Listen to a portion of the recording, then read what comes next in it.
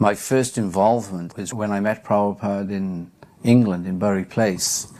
I was a very young, very new devotee, and I was all freshened up, ready to go into the evening artik, and Prabhupada wanted to see me.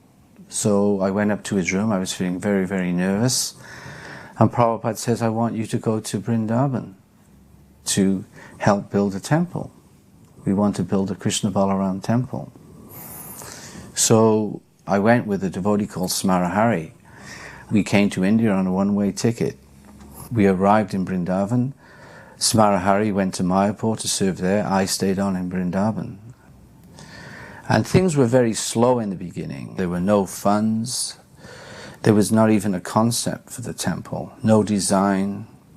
And, of course, the key ingredient, no cement. So you'd think, well, how is it going to happen? How is Krishna going to help us fulfill Prabhupada's desire? So Guru Kripa Maharaj, he was given the task of going to Japan with his collecting party, the Namhata. And they would work very, very, very hard and bring a lot of money back to Prabhupada. And that was the beginning of real progress in the building of the Krishna Balarama Mandir. As the opening was approaching, Prabhupada was on top of every detail that was going on. And he put what he considered all his best men in charge of all the different areas. They were all his GBCs.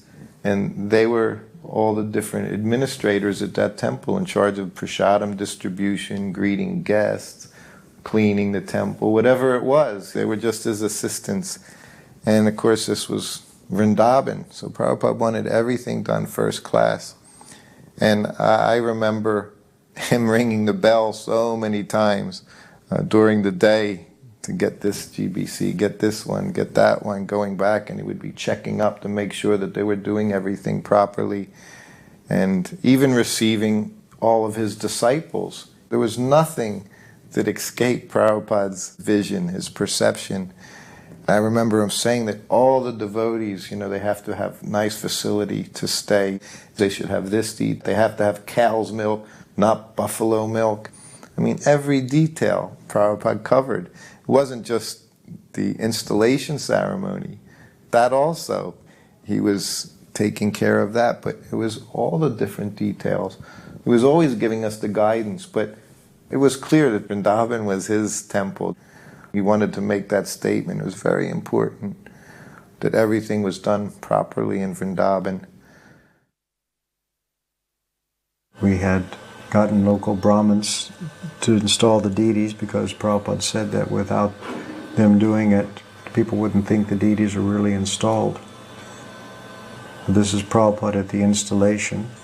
So at one point in the ceremony they had to bring Prabhupada out. I guess he was the yajamana, or the sponsor of the sacrifice, and he had to participate in some of the rituals. You just notice how Prabhupada sits here quite, I don't know what to say, submissively enduring the ritual of the Brahmanas. He also ordered that there would be a 24-hour kirtan, and he told the devotees that the kirtan is actually installing the deities. But they're quite elaborate, the rituals. You see how they do their coconuts up the real style. Pradyumna was busy taking notes. I've never seen a person draw something without having to erase anything. And I remember him, Surabi, he had these pencils in his pocket. And he said to me one morning, Gunanava, he says, I'm going to do the artist's conception. I'm going to draw the Krishna Balarama Mandir for the first time.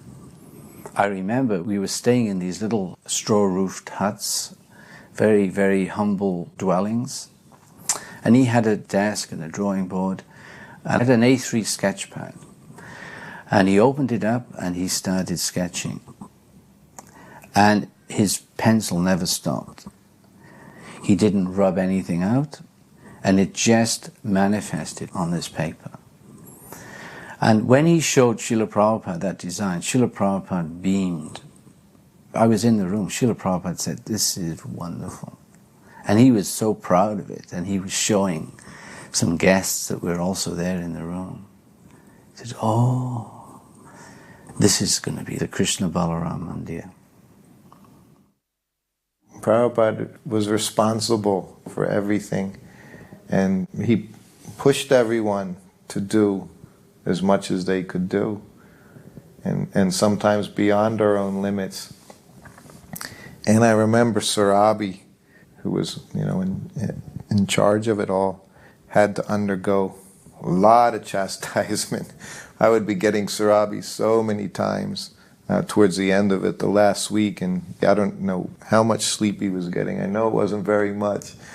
When Prabhupada would say, "Call Sarabi," and he would tell him that this was wrong and that was wrong, and it was very intense. In all those 2 years that all these temples were built, 2 or 3 years, there was always this pressure on time. It had to be done quickly. Everything had to be done so fast. And there was always delays, and that was a kind of a disappointment. I really did my best. I tried my best. And I think at times there was like an ego thing in me that I would feel that it couldn't be faster, but I could see that Prabhupada disagreed with me.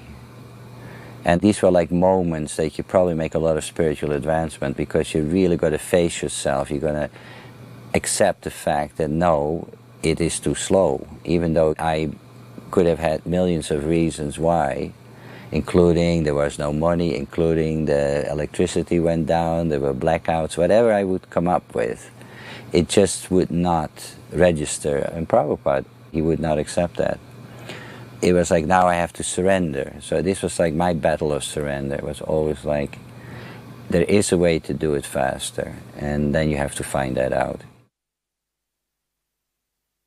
And I remember when all the deities were standing, they weren't on the altar yet, they were on the ground with their blindfolds on, and there was this opulent sort of hut built in the courtyard with fruits and coconuts and this whole thing. And Srila Prabhupada was over talking to a few Brahmins, I think, that were over on the side.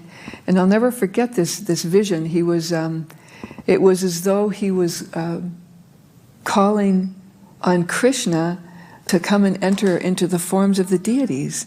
And there was this stream of light just coming down, and his hands were up like this, and the other people were just standing there with their palms folded, and he was saying something. I couldn't hear him because I was on the other side, but I saw that beautiful vision, and then they continued with the installation of the deities. I went to Jaipur, where the deities were being carved, and I supervised the carving of the deities, especially Prabhupada, because the carvers, they were working from photographs, often not very good. And so the man who was carving Prabhupada was having a really hard time. He was so frustrated because I kept trying to show him things and point out certain things on the photograph of Prabhupada, and they had to actually redo the whole carving at one point because some spot came up on Prabhupada's head. The sculptor finally said, "Now you do it," and he left. Because I watched him, so I kind of started learning a little bit. So I took over for a little while. Finally, the day came when all the deities were finished. And I brought the deities to Vrindavan on a train, and then a tanga, and then I took a rickshaw. It was like early in the morning, 3 a.m. or something. Just as I started entering the outskirts of Vrindavan, with all the deities in their crates, all the peacocks started crying. The hair on my head stood up from that sound. It was an amazing experience. Nothing would stand in Prabhupada's way. This temple had to open as soon as possible. And there were many obstructions. You live in Vrindavan, you try and get things done. Everything's magnified 100 times. So if there's an obstruction, it's a big one.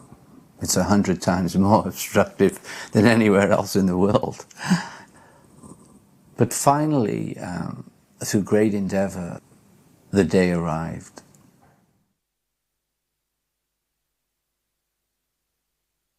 M. Channareddy was the governor of Uttar Pradesh.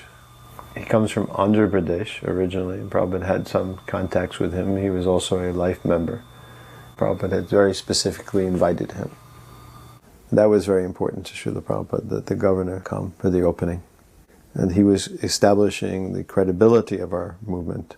And Prabhupada was such a gracious host that even though he was very sick at that time, Prabhupada somehow or other completely shed all of his illness and was acting in every way as if he had had absolutely no illness. And then later in the evening he was not well again. But Prabhupada would just completely ignore his physical condition. The first artik was going to take place, and I was in the temple room, and the temple room was packed with people.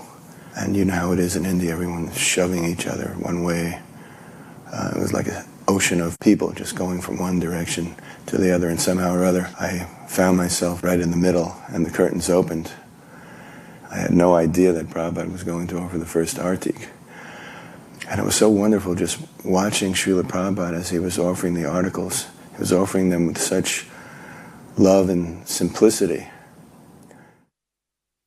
When the curtains opened up, I was right in front of the Krishna Balarama altar. And I was so filled with ananda, just thinking of the triumph of Prabhupada and all that went into it. So just thinking of that, tears were just pouring out of my eyes. And I just wanted to stand there and watch Prabhupada in his moment of glory and relish it. There was just one person between me and a clear view of Srila Prabhupada, and that was Tripurari Swami. So I was standing behind him, and I did everything I could think of. I held my camera in front of him. I tapped him on the shoulder. But he was just fixated on Prabhupada offering the arti. Vishaka wanted to take a picture, and I was blocking the view. And so she's tapping me on the shoulder, which, you know, a lady wouldn't normally do that in ISKCON. And I was a sannyasi at the time, on top of a new sannyasi. And, you know, I was hearing her, but I wasn't listening. He remained fixed in his position and, in fact, just ignored me. So I became a little bit desperate, and I put my mouth next to his ear because the kirtan was very loud. And I said loudly, "If you stand there, then you can see Srila Prabhupada offering the arti. But if you let me stand there, then the whole world will see Srila Prabhupada offering the arti." So she got to me, and I stepped out of the way, and she took a very famous picture. Jaya Radhe, Jaya Krishna, Jaya Vrindavan.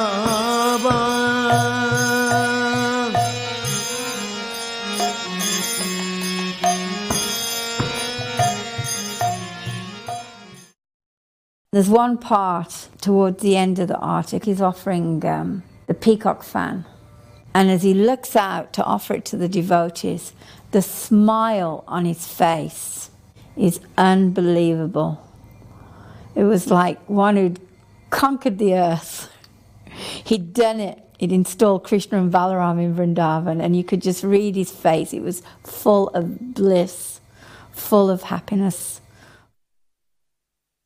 When Srila Prabhupada gave the lecture on the day of their installation, he gave the lecture in Hindi, so it would have been directed to the local guests. And he was begging forgiveness from all the personalities there for any offenses. And that struck me. There were days of speeches by different godbrothers and learned men of Vrindavan. In particular, I remember there was one speech given by Nisringa Ballabha Goswami, where Nisringa Ballabha Goswami gave extensive scriptural evidence of how persons who were not members of the Vedic culture could be elevated to the platform of Brahmins and Vaishnavas. And Prabhupada was quite pleased with that speech. It was given in Hindi, but Prabhupada gave a summary afterwards. And the other thing I'll never forget is the quantity of pink rose petals. And there was this like abundance of pink rose petals that you were actually kind of up to our ankles on the floor. It was so special. After Mangalati, we were all making garlands for Krishna and Balaram. And one day there were lots of broken flowers left that couldn't be used for the garlands. So I had them all in this sheet that we'd been using on top of the floor to make them in. And I took them and I showered them over Srila Prabhupada from the balcony in the guest house. And then he gave this instruction that we shouldn't waste the flowers. Srila Prabhupada was very conscious, in India particularly, of wasting the money. He knew how to protect the flowers so they'd stay fresh for longer. He told us to wrap them in damp cloths and hang them in a cold place. He knew everything about flowers, it seemed to us. But also he didn't want us to waste. Even though, practically speaking, the flowers couldn't be used, he still wanted to teach us not to waste. And he considered that showering flowers on him like the demigods in the heavenly planets a waste of flowers. So I never did that again. The Vrindavan project was actually the very first real temple in ISKCON. This established Prabhupada so much in Vrindavan. I think he felt very good about that. Because actually Bombay was started earlier, but it was stopped because of the court cases. And I think at that time he was trying to get Bombay first.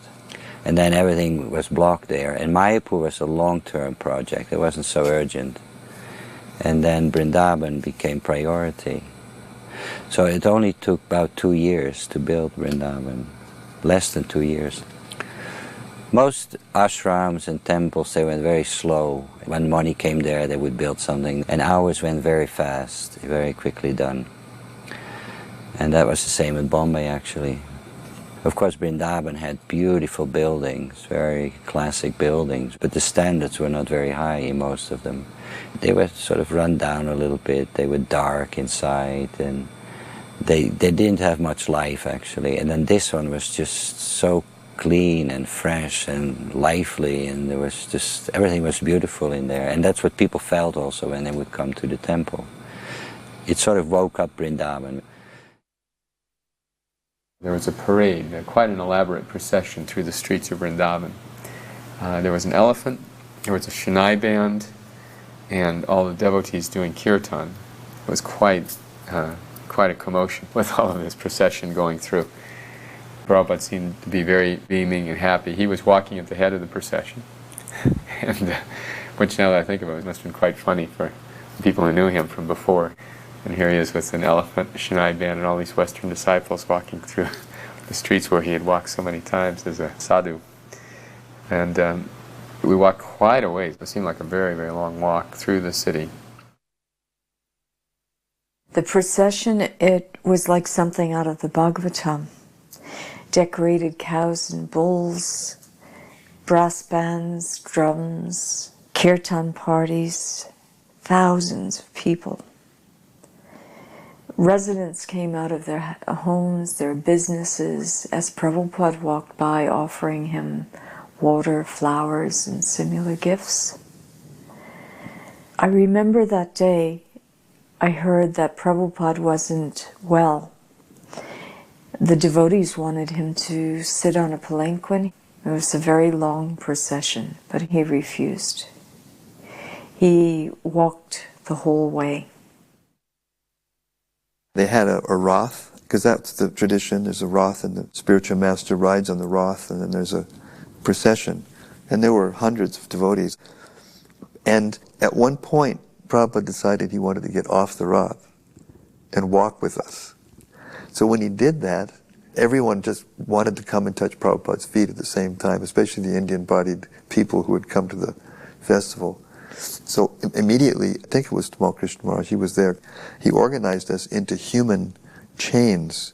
We locked arms on either side of Prabhupada. So we went along the procession like that, keeping people from, crushing Prabhupada. During that procession, at times we would be farther away from Prabhupada, and at times we would be closer to Prabhupada. The farther away you got from Prabhupada, it was like being in a hurricane. It was just chaos. And as we came closer to Prabhupada, it got calmer and calmer and calmer until when we were right next to Prabhupada, it was like we were in the eye of a hurricane. I mean, it was so calm and serene, and Prabhupada was just emanating this ecstasy. And it was a stark realization, the consciousness that the empowered pure devotee had. He could change the atmosphere, not just in a room where everything was organized perfectly, but he could change the atmosphere anywhere.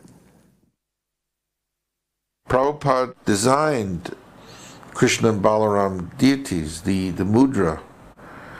He made a drawing, gave it to Bhardraj to have it made in Jaipur. There's no Krishna Balaram deity like this, with Balaram resting his arm on Krishna's shoulders. There's no deity like that. Prabhupada made that design. And then he would joke about it. Who is stronger, Krishna or Balaram? Bala means strength. He's the strong one. And everyone would say, Balaram. And then Prabhupada said, then why Balaram is resting on Krishna? This means Krishna is stronger. So the bank was right under the guest house. That's actually where Prabhupada's room is now, where we have Bhagavad Gita class. They opened a bank, and all the devotees crowded in, and Prabhupada was inside, and he was inaugurating the bank. And he told this joke. I was craning through the little screen window to hear what he was saying. He said, so one man heard that money attracts money. So he went into the bank and he put his money on the counter. And the teller took his money and put it in the till and said, yes, can I help you? And the man said, well, I heard that money attracts money. So I put my money there. And he said, yes, but our money has attracted your money. And Prabhupada laughed, and everyone laughed. And that was his joke that he told.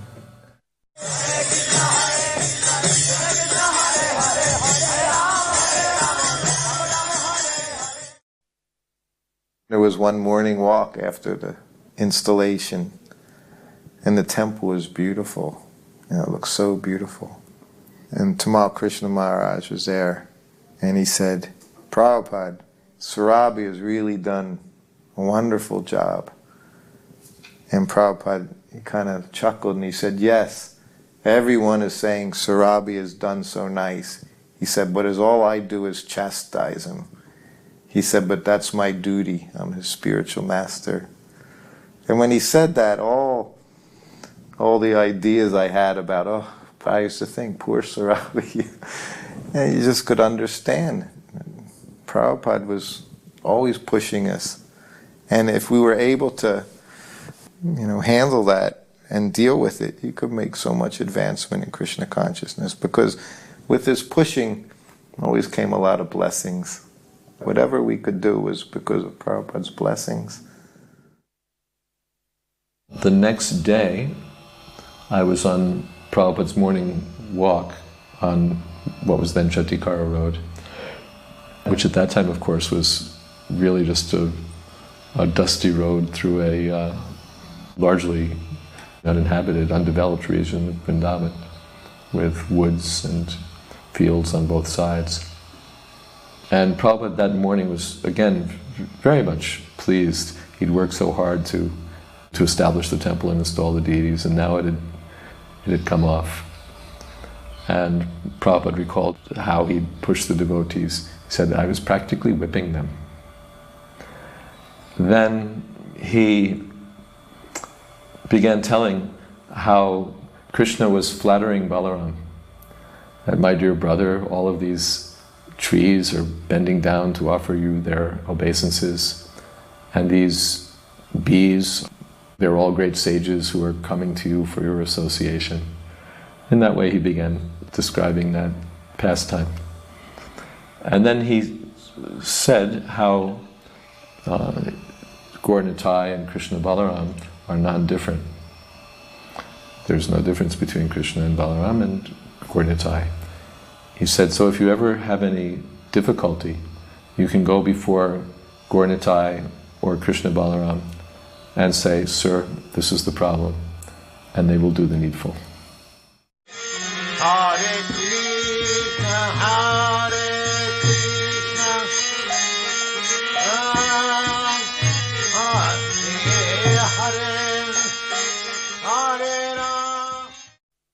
It was just a wonderful victory for Prabhupada at the opening of the Krishna Balarama Temple. A great triumph over many obstacles. In all of the temples in India, the principal temples that Prabhupada opened, Mayapur, Vrindavan, and Bombay, he struggled. In Mayapur, he struggled with his own godbrothers.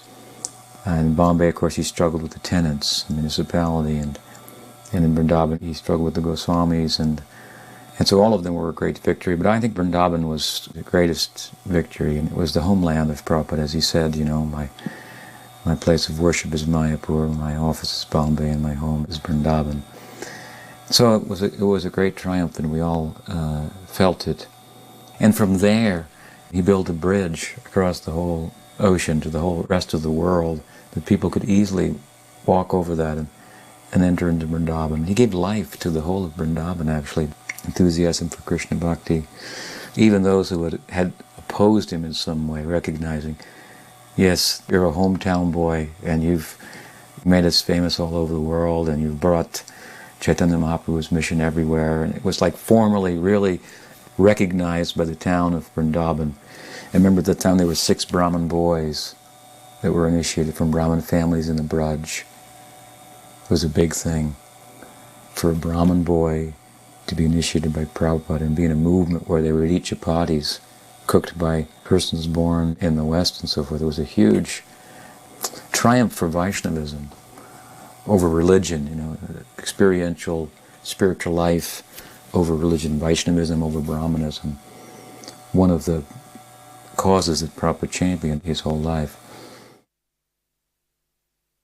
We were on the list for a second initiation in Vrindavan. So that was very exciting, because the first initiation that we had in Los Angeles, Srila Prabhupada wasn't able to be there, and we were initiated by his older disciples on his behalf at the time. But this time we were getting personally second initiation from Srila Prabhupada, so that was very exciting. We had the ceremony, and then we lined up outside his quarters and were to go in one by one to get the Gayatri Mantra.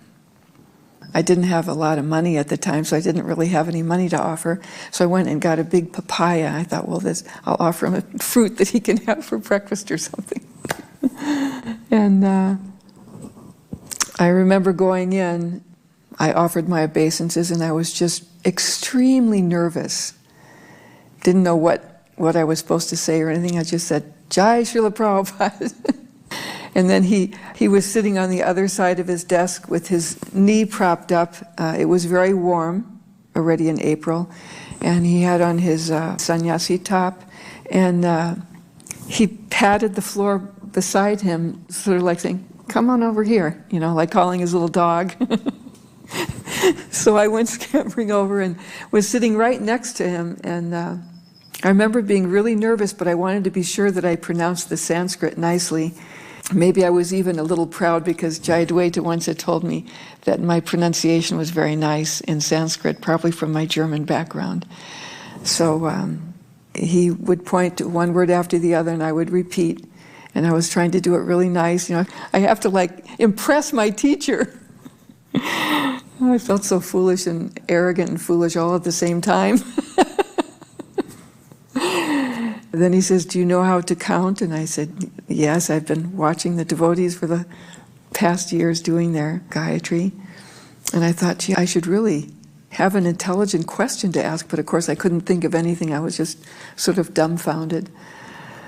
But I just remember feeling so much kindness and love. Just so simple and practical, and I just paid my obeisances and left. This is early morning, after the morning program, I was very amazed to get initiated on that day, and Prabhupada actually turned to Bhavananda and said, this boy actually is too young to be initiated. I was only 9, and he didn't say anything. So Prabhupada looked at me and says, never mind. And then he asked for the principles, and I wanted to tell Prabhupada the regulatory principles in English. I was studying them during the initiation ceremony.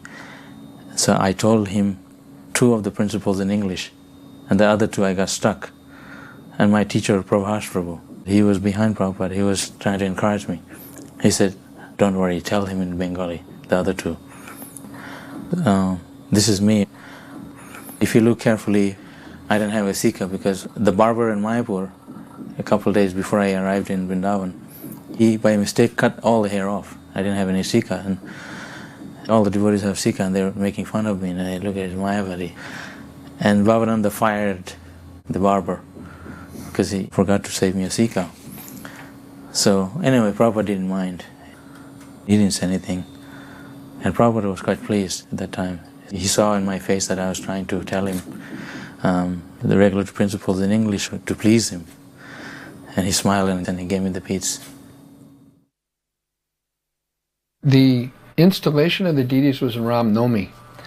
And then the initiation ceremony took place on Balaram's Ras Purnima, April 21st, which was 5 or 6 days later. After the Hyderabad Pandal, we were headed from Hyderabad to the opening of the Krishna Balarama Mandir. And a whole bogie was reserved for the devotees, so it was all just devotees in the train. And there was one Indian sadhu sitting on his suitcase by the bathroom. And he didn't really mix with any of the other devotees. Mostly they were just Western devotees, a few Indian devotees, like Haridas. And I was really wondering whether he was part of our group or not. He was very quiet and very patiently sat on his suitcase by the bathroom the whole way to Vrindavan. And then during the festival, although there was a moratorium on sannyas, the devotees had gone to Srila Prabhupada and asked if Tripurari could take sannyas. And Prabhupada said yes. And they said when? And he said, well, he can take now. So along with Tripurari, one other devotee took sannyas, and his name was Gaur Govinda. And then when he was there, I saw that this is the same devotee that was sitting very quietly by the bathroom, coming from Hyderabad to Vrindavan. I was serving at the Montreal Temple, Canada. And there was a lot of devotees going to India, and before we left, I went back home to Los Angeles where my parents lived to give them a visit. And as I was leaving there, my mother asked me, out of the blue, she said, is there something I can give to you to take to your spiritual master? And I was really taken aback by that question, and I went, oh, that's so nice. And I said, I don't know. What would you like to give him? And she said, I could make him some guava jam, because we had fruit trees at the property. So I told her that would be really nice. And so she made the guava jam, and she wrote on there for Srila Prabhupada. And when I was in Vrindavan, I went up to Srila Prabhupada's quarters and handed it through to one of his servants. And that was that. And then I found out for 2 days the Prabhupada servant was looking for me. He had remembered what I looked like, but he didn't know my name. Finally he found me, and he said that Srila Prabhupada really loved the jam, and he wanted my mother's name and address because Srila Prabhupada wanted to write her a thank you letter. There it was. I mean, all these devotees, huge event, the opening of the temple, the installation of the deities, and Srila Prabhupada was so concerned to write a thank you letter. So my parents received a letter from Srila Prabhupada, and he was thanking my mom so nicely for this guava jam.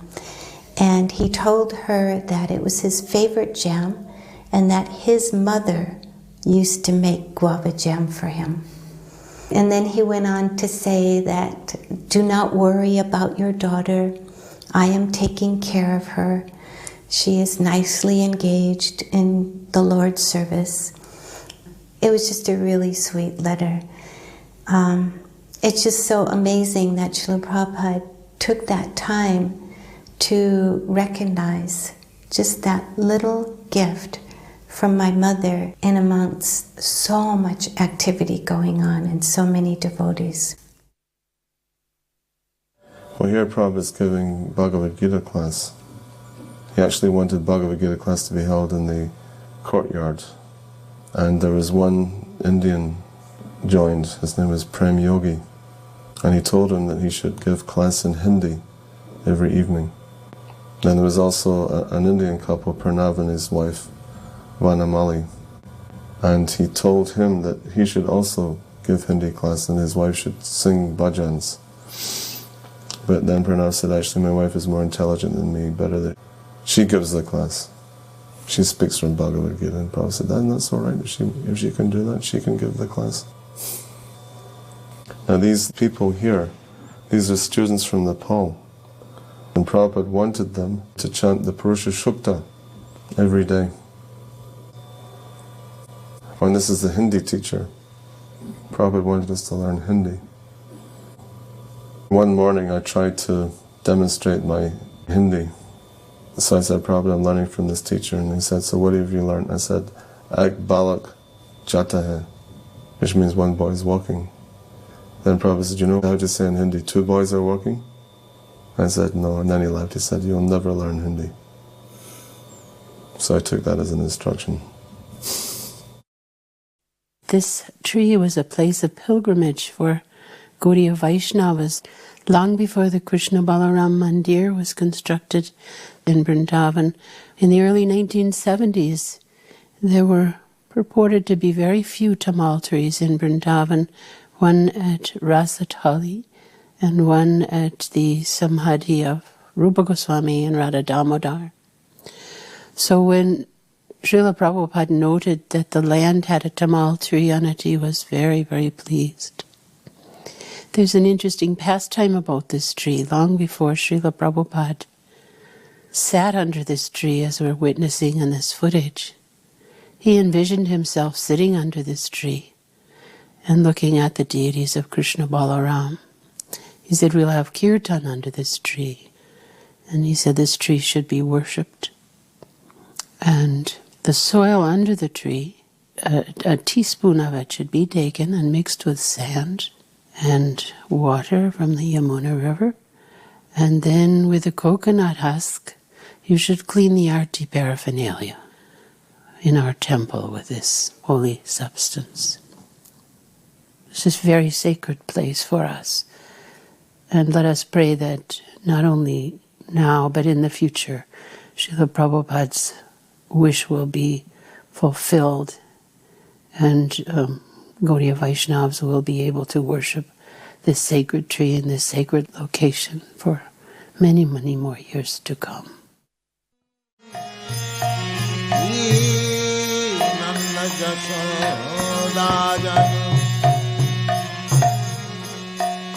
Jaya Gopagan Sridhamadi Jaya Jaya Jena Matsagan. The next step, the next key component was the establishing of the Goshala. Krishna Balarama now needs to drink milk. Just like they did 5,000 years ago when they were herding Nanda Maharaj's 100,000 cows. So Prabhupada called me into his room and he says, I'd like you to establish a Goshala. Krishna Balarama need milk and my disciples need to maintain health and vitality. Because in those days in Vrindavan, basically the milk that we were drinking was either watered down buffalo milk or very watered down, God knows what, milk. So that was important. So what do? Prabhupada has told me to start a Goshala. I didn't have any money. I didn't really know how to begin. So I had a Seiko watch on my wrist. And I thought, right, I'll sell my Seiko watch. And then Bagaji, one older Indian gentleman that Prabhupada regarded as his right-hand man in India. And Bagaji helped me incredibly over so many years in my service to Srila Prabhupada. So he took me to Govardhan market, where there would be a monthly cow auction. And from the proceeds of selling my Seiko watch, I think we got about 800 or 900 rupees in those days for it, I was able to purchase 2 cows. And that's how the Goshala started. And the Goshala started simultaneously with the construction of the Gurukul, the boys' Gurukul ashram, which also Prabhupada asked me to oversee the construction of that building. After everyone had darshan, when the deities opened in the morning for Mangal Arati, then they went to their sort of respective altar, like the women had Radha and Krishna, and the men had Krishna Balarama and Gonitai. And when Mangal Arati having darshan, and at some point I turned around and then there was Prabhupada with 2 or 3 other devotees with him, one secretary or something. But all I know is that it was amazing to turn around and Prabhupada standing. You know how there are some steps. So he could not see very much, I suppose, being down from those steps and having the woman standing, turning our back to him, not knowing he was here, obviously. But I found out from Upendra afterwards that he was there for almost 10 minutes. Somebody was going to come to tell us to move. But when they tried to do that, Prabhupada said to just leave it. I mean, here's Prabhupada, probably not seeing very much, and he just stood there with all our back to him. And had I not turned around and seen him, no one would have moved away. It touched me.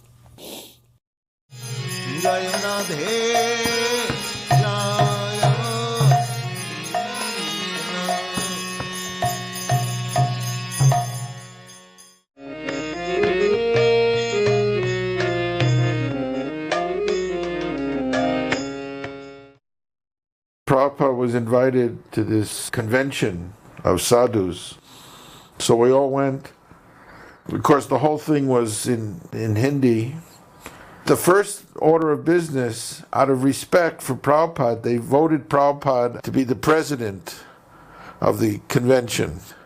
Of course, everyone had a chance to speak, but that also meant that the president would speak last.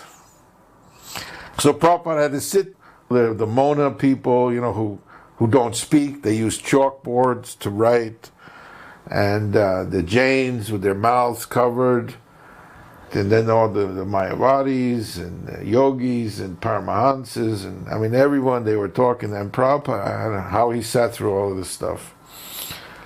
And then finally at the end, they asked Prabhupada to speak, and Prabhupada, he spoke in Hindi, but he was so animated, and he was quoting shlokas, and you could tell he was giving them the sauce. From the shlokas, we could understand Bhagavatam kicks out cheating religion. They were all quiet. They couldn't say anything. Of course, in the end, then Prabhupada said, what is the use of these conventions? They talk about unity and peace, but they'll never achieve it. They all have their own idea. Unless they surrender to Krishna, how can there be any unity? After he spoke, Prabhupada said, let's go. And right away he sat down and he said, so did you understand what I was saying?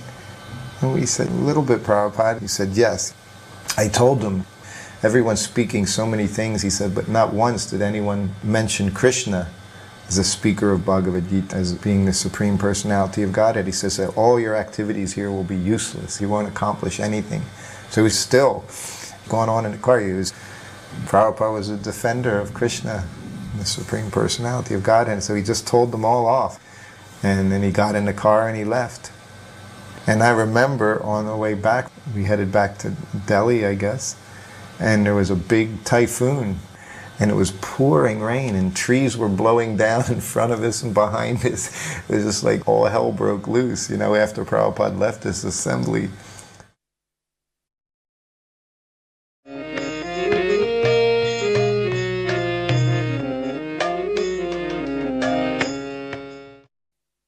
towards the end of the Darshan Delhi temple, he sat next to his harmonium and played a few melodies of the Hare Krishna mantra and chanted.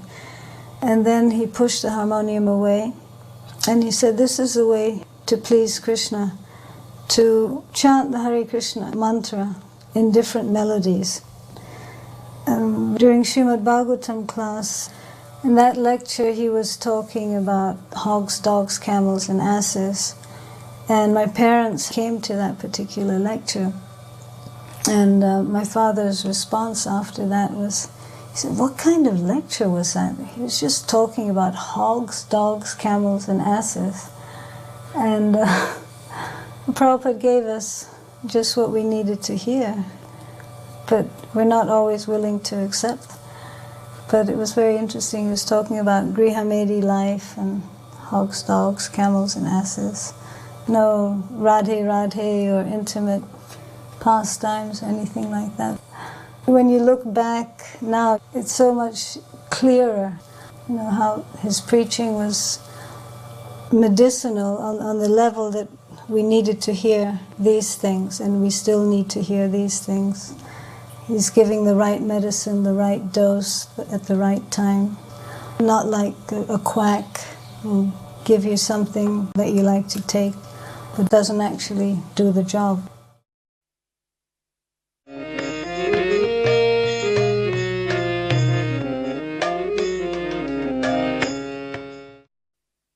And there are all the devotees. But you can see Prabhupada, after arriving 10 hours on the plane, 12 hours, sometimes 15-hour flight, he's always fresh and spry. Navayovana, Krishna's Navayovana. So Prabhupada was the servant of the ever-fresh Krishna, so he was always spry himself too. And Prabhupada's weighted down with the flowers. There's never too many flowers. Prabhupada would distribute the flowers. And there he is, from material calculation, an old man walking with the young, spry, enthusiastic devotees. This was a great scene. Prabhupada felt comfortable in the presence of all the young, enthusiastic devotees. He didn't feel out of place. Srila Prabhupada would only come to Australia once a year, which was quite good, considering the remoteness of the country. But Prabhupada came to Australia 6 different times.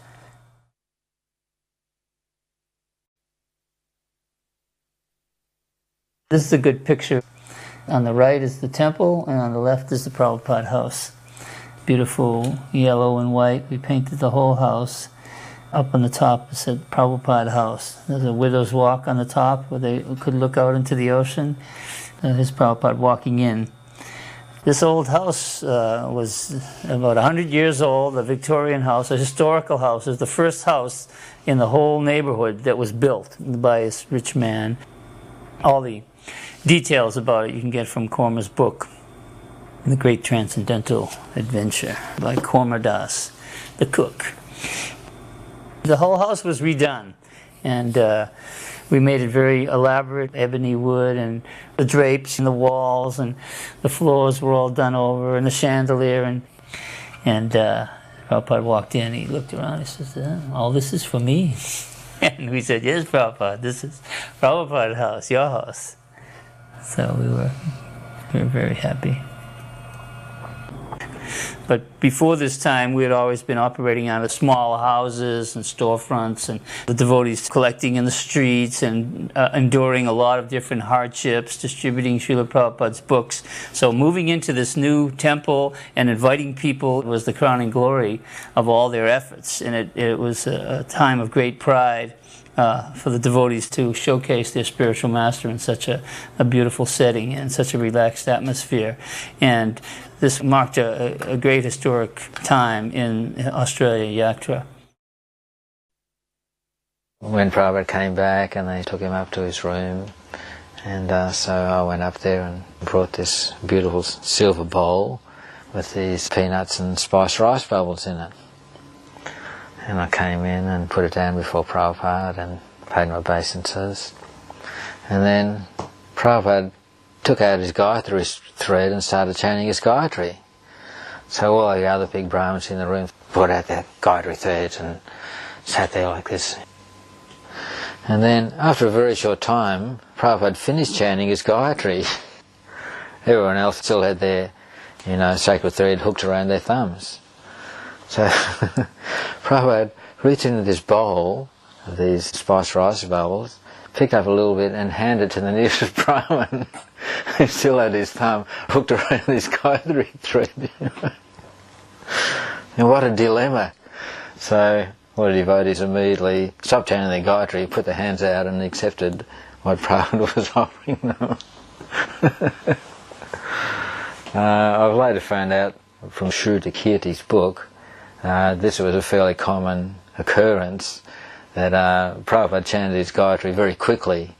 So one by one the devotees got up and left the room, and I was still sitting there alone with Prabhupada. And he asked me what my service is. I said, Prabhupada, I do cooking and deity worship. He said, oh, that is very nice.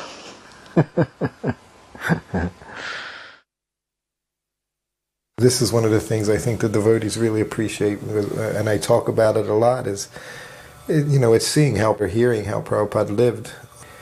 That, we all need to see and know how Prabhupada practiced Krishna consciousness. And taking prasadam was, to me, was just such a wonderful activity, the way he did it. You can see he always took prasadam alone, 99% of the time. And if there was someone who was in the room, when I would bring him prasadam, he would just very graciously, he would take off a piece of fruit or 2 or 3 for whoever was there, or a little sweet, and just give them a little something and say, okay, Hare Krishna, and send them on their way. And then he would sit there and he would just honor prasadam. He did it very calmly and peacefully, and never in a rushed way, never talking about different things, but he relished prasadam. It was such a nice thing to see. There's another thing we do, especially as Westerners, we can turn taking prasadam into meeting times and just socializing times with other devotees, just carelessly, talking about whatever, and really not get into the significance of honoring prasadam, mercy from Krishna. You could see with Prabhupada, he took it in that way. You could just feel, he was honoring Krishna in the form of his prasadam. So wherever he was, prasadam he was ready to have right around noontime. And as he traveled and the time changes, he would just immediately adapt. There was no adjustment periods for Prabhupada. Never talked about jet lag, having to recover, take a day off. Just went right in and immediately accepted his responsibilities that he had, given himself, giving class, greeting the deities, morning walk, meeting with the devotees, the management, giving advice. The first time I met Srila Prabhupada, I met him in Burnett Street. Upendra asked me up to go and see him, and I sat down after offering my obeisances, and Srila Prabhupada looked straight at me and said, "So you've had doubts?" And I hadn't said a word, so it was obvious straight away that I was in the presence of someone quite extraordinary, because I did have doubts and I hadn't expressed them. And I said, "Yes, Srila Prabhupada, I really like to chant, but I have a lot of trouble with the Hindu mythology, with people with 4 heads flying around on swans," was exactly what I said. And he sat back and put his hand back behind his head, played with his seeker, and sort of looked up. And then he looked back at me and he said, "So don't worry about that, just chant and everything will be fine." So that was the first instruction he ever gave me. I took that very seriously and I started chanting like 32 rounds a day. I took it on board as best I could. And then from that point, the next time I saw him was in Sydney. Someone had told him I was an artist. And he said, "So you're an artist?" And I said, "Yes, Srila Prabhupada, I'm a painter." And he said, could you design a temple? I was young, so I said yes. So he got me to come around his desk and sit right next to him. And so I sat down next to him, and everyone was askance, you know, they were sort of all quite taken back. And so was I was trembling. I remember everything was trembling.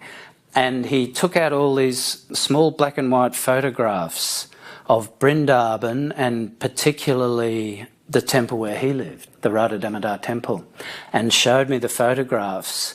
And he asked me to design a temple for Vrindavan. And he gave me this whole, you know, there must have been 50 photographs. So what happened is I went away and designed a temple, but I didn't stick to the Radha Damodar format that he gave me, and I designed something far too modern. And in the end I produced a huge architectural model and everything, with none of which I'd ever done before. So it was really quite wonderful because I was only 22. But he was very kind through the whole process and very supportive.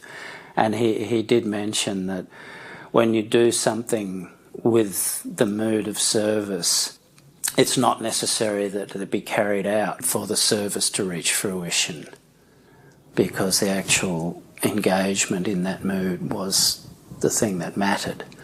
So he was very encouraging. The only reason I wanted to share all that is that I had a lot to do with the design of Burnett Street, and I had a bit to do with this as well, the current Melbourne Temple. During that time there was a lot of petty divisions within the movement, and people were very concerned about whether you lived in or out of the temple and all of that sort of thing. And it was all very understandable because people were very young, trying to find their feet in something that was way beyond their understanding. At that stage I had reasonably long hair, and I'll never forget this because I did a painting which is now in Srila Prabhupada's room in the Melbourne Temple here.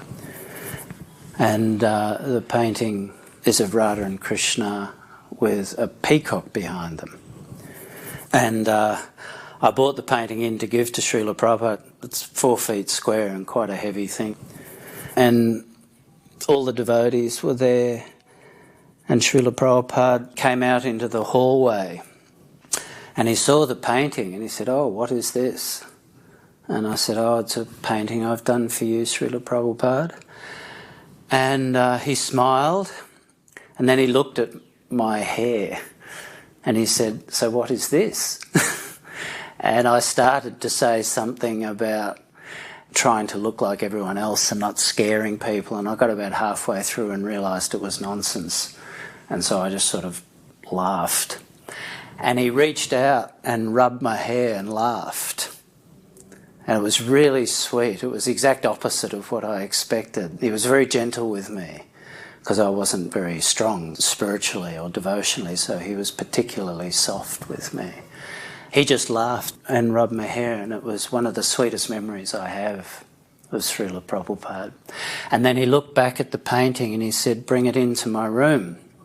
So I carried it in, and he said, "Put this painting right next to my bed. I want it to be the first thing I see in the morning and the last thing I see before I go to sleep at night." And that was it for me, you know, that was the perfection of anything I wanted to aspire towards. And so I did. I put it there and I propped it on a table, and then he gave me some instruction, unfortunately most of which I can't remember. A lot of what Srila Prabhupada said was in Sanskrit, and that's why I don't remember. But the part I do remember at the end, he said, "I can write, you cannot write. You can paint, I cannot paint. Let's work together in Krishna's service." And so I took that very seriously and did what I could to help Madhavisa with the temple here in Melbourne. Darshans were pretty amazing. When Prabhupada would greet the deities, he'd be, of course, the centre of attention. But it all just went past him. He was totally unaffected. And he went in front of the deities as their most humble servant. And that, for me, reinforced his personal qualities.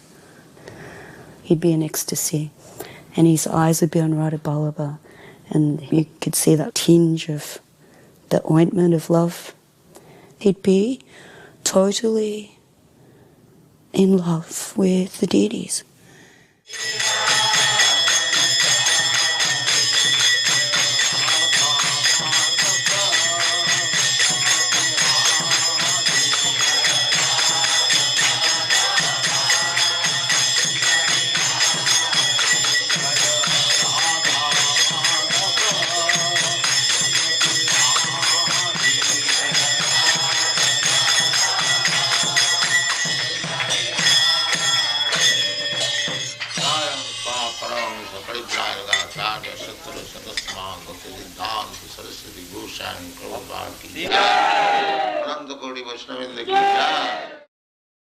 Srila Prabhupada's lectures at the Melbourne Temple were actually held in the evening.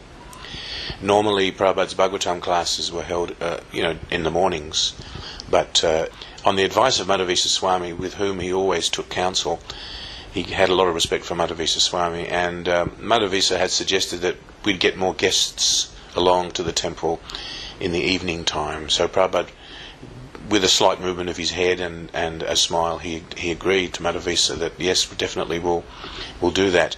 So Prabhupada would take his morning walks at the Botanic Gardens, as he always loved to do. It was one of his favourite places to walk, he said. And then he'd come back to the temple. There would be greeting of the deities, and then Guru Puja, and then he'd return to his room, and we'd have the Bhagavatam class in the evening.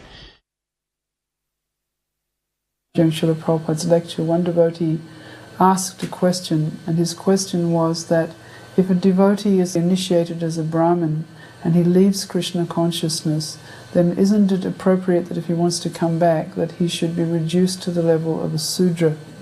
It was a very theoretical kind of a question. And Srila Prabhupada cut him off quite quickly and said, "It is not for you to judge who is guilty and who is innocent."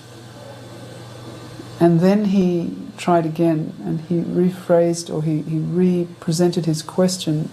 It may have been that he didn't think that Srila Prabhupada understood his question, but he tried again to explain this point that somebody who leaves should be put in a lower position and then work their way back up. And Srila Prabhupada again cut him off, and then he commented afterwards that only the spiritual master knows who is actually guilty and who is innocent. And that really struck me quite deeply, that Srila Prabhupada was indicating that we can't see from the outside what are people's intentions and motives, so as to be able to judge them or degrade them, for their offences or their faults. Each evening, Srila Prabhupada will give a lecture, and a couple of the lectures he spoke on how society should be organised according to the Varnashram Dharma, and how it was the duty of the leaders of society to rule properly.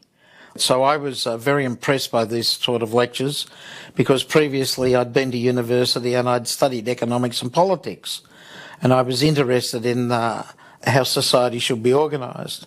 Previously in 1974, after coming back from the Mayapur festival, some devotees in America, Balavanta Prabhu in particular, were running for Congress. So in elections in Australia, I was put up to be the representative of the Ngobwi Trust Party, the political party of the Hare Krishna movement. And from this, we got so much wonderful publicity, interviewed on so many of the leading current affair TV programs, on the Mike Willesee show, in Melbourne Tonight. And when I was on the Mike Willesee show, he asked me what our policy was. And I was explaining to him how we weren't so much interested in so many political ideologies, but actually we were more interested in the quality of the politician, of the morality of the politician. The politician should have good spiritual qualities, because in the past so many politicians were so corrupt and involved in so many different types of scandals and corruption. So they were of no good quality. One of our platforms was that if we got elected, we would close down the two bars in Parliament House where the politicians would go and they would drink so much alcohol. And then after deciding to have the vote, they would ring the bell so that all the politicians were forced to leave the bar and to leave their drinks and to go back into the house and make the vote. So we made a big point that so much legislation was passed in the parliament by intoxicated leaders. So we thought that this was actually quite disgusting. Our political platform was actually based on Harinam. We would go out and we would chant on the streets of Melbourne, and we would stop in a particular place and perform the kirtan. And of course, hundreds of people would come around. Then we would stop the kirtan and I would stand on a soapbox and get up and talk about the philosophy of Krishna consciousness. And we would talk for 3 or 4 minutes and everyone would listen, and I would finish and they would all clap in appreciation. Then we would continue chanting on down the street and stop at the next corner and get up and give another talk. So actually we went around the suburban streets where there were just houses, and we would have kirtan up and down the suburban streets. So in this way, not only we were participating in a political process, but it was all based on Harinam of Sri Chaitanya Mahaprabhu. So in that way, we were spreading Krishna consciousness. So as we engaged in the electoral campaign, we got quite a lot of publicity. And one evening we were on a show called Melbourne Tonight, which was a big variety show in Melbourne. And one man came to Australia, and his name was Arnold Schwarzenegger. And he had just won the title of Mr. Universe for the 2nd or 3rd time. And he was doing a tour of Australia. So he was a very smart guy. And he saw me on this political show. So he wanted to get publicity for himself. So the next day he rang up and he suggested that we have a meeting together, and he could bring along a cameraman, and we would have publicity for him and publicity for the Hare Krishna political campaign. So we agreed to it. So the next day Arnold Schwarzenegger came and we met with him, and we had a big discussion, and we were explaining to him that we're not this body with the soul, but he was flexing his muscles and telling us how good and how big and how powerful he was. And he was fit and healthy, and we weren't fit and healthy because we were doing meditation. But we challenged him to come out on an 8-hour kirtan with us and see if he could keep up. You have to be very fit. But anyhow, he declined. And then finally, he brought a photographer along and he took a photograph of myself and him shaking hands. And the next day it appeared in the paper, and it had "The man of the body meets the man of the spirit," and a very, very nice favourable article underneath that caption. Prabhupada was giving class in one evening. I think it was the first evening that Prabhupada was there. And we'd all been working really hard and hardly slept at all for like a few days, preparing everything. And so as Prabhupada started the class, I think more than half the devotees nodded off. And then Prabhupada told everyone to wake up. And I was one of them. I ended up going to sleep. I hadn't slept properly for at least 3 days. So I tried even standing up, but I almost fell over. Anyway, Prabhupada for 2 or 3 times told everyone to wake up. And then after that, Prabhupada actually got quite heavy. And he started explaining that the disciple's responsibility and duty is to hear from his guru, and that it's very disrespectful for a disciple to go to sleep in front of his guru while guru is giving Harikatha. Prabhupada was very, very strong on that. So that was good for me because it helped me understand the relationship between disciple and guru. Because at that time, we were doing so many things, but Prabhupada pointed out that the most important thing was to hear from your guru. So I always remember that. When Prabhupada was on the Vyasasan, I took it upon myself to take his water in his lota when he's finished. That was my task. I took it to the kitchen and took that water and distributed it. And I was a bit greedy. I had most of it. Prabhupada was, he was the real centre for the movement in Australia. When he was here, everybody was there, and it was just so exciting. Everybody drove from everywhere to be there. And it was all around Srila Prabhupada. And even the people on the edge who were just interested visitors would get caught up in that enthusiasm. And I'm sure many of them joined as a result. Sarvapadhi vinirmuktam tatparatena nirmalam rishikena rishikesa sevanam bhakti ruchat. This bhakti means that we have to clear ourselves from the designation. What is that designation? Everyone is thinking, I am American, I am Indian, I am European, I am Australian, I am cat, I am dog, I am this, I am that, bodily. We have to cleanse this bodily conception of life, that I am not this body. Aham Brahmasmi, I am spirit soul. This you have to realize. Then there will be no distinction. And here is an American, here is an Australian, here is a Hindu, here is a Muslim, here is a tree, here. No. Pandita Samadarshina. Pandita means learned, one who knows things as they are. For them, Vidya Vinaya Sampanne Brahmane Gavi Hastini Suniche cha Sapake cha Pandita Samadarshina. A person very learned, Vidya, and very gentle. Vidya means, educated means he is gentle, sober. He is not rogues and ruffian. That is Vidya. That is the taste of education.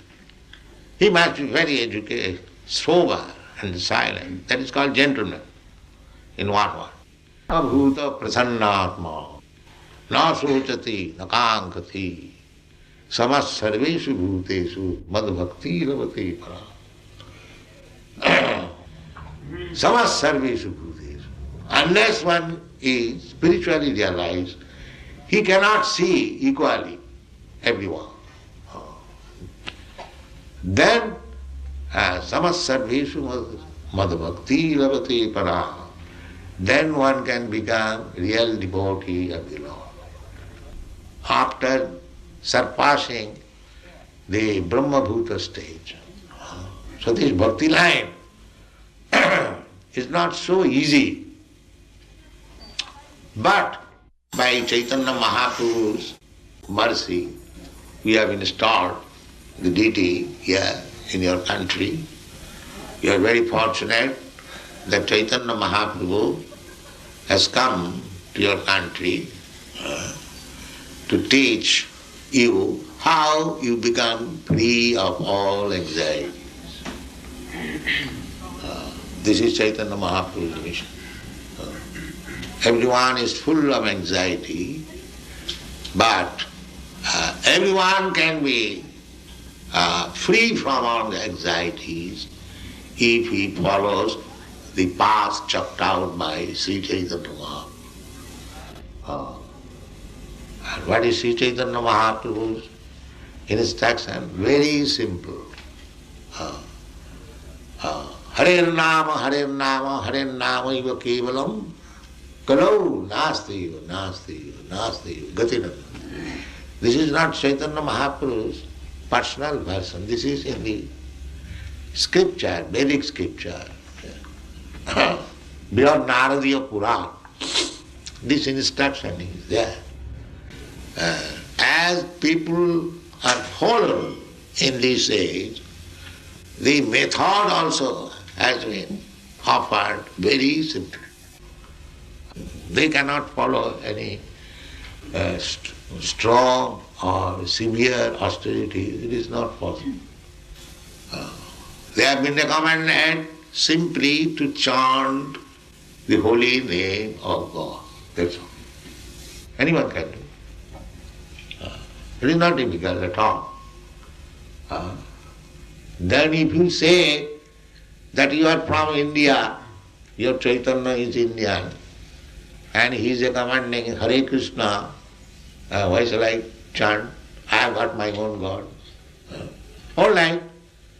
If you have got your own God, then you chant his name. Chaitanya Mahaprabhu doesn't say that you chant simply Krishna's name. If you have got any relationship with God, and if you know his name and address, Then you chant his name. Unfortunately, you do not know who is God. Neither you know his address, neither his activities. So take this Krishna. Here is a solid name. And he give you his address, his father's name, his mother's name, everything. Krishna, his form, his activities, his qualities, we cannot understand with these blunt material senses. It is not possible. Athasya Krishna namadi na bhavet grayam indriya. Then we have got this only possession in this, how it shall understand. Sevanmukhi jivhadu. If you engage your senses in the service of the Lord, sameva spuratada, then Krishna will reveal to you the hearer. This is the process. Now, this word is very significant. Sevanmukhi jivhadu. Jivha means tongue. If you simply engage your tongue in the service of the Lord, you will gradually do. So how to engage the tongue? It is not said that if you see or if you touch, if you smell, no. If you taste. So what is the business of the tongue? The business of the tongue that we can taste nice food stuff and we can vibrate. Do these two jobs. Vibrate with your tongue Hare Krishna and take as much as possible prasad. And you become a devotee. Thank you very much.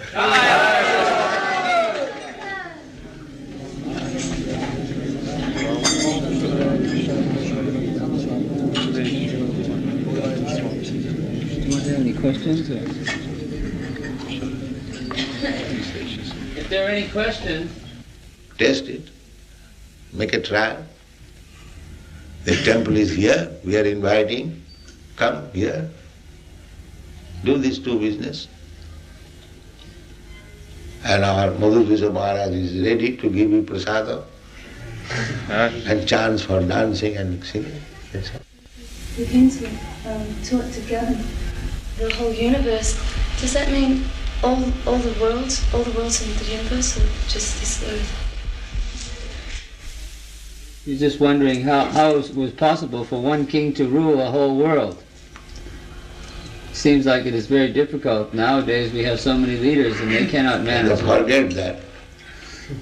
Why you are thinking that you cannot rule over, therefore others cannot.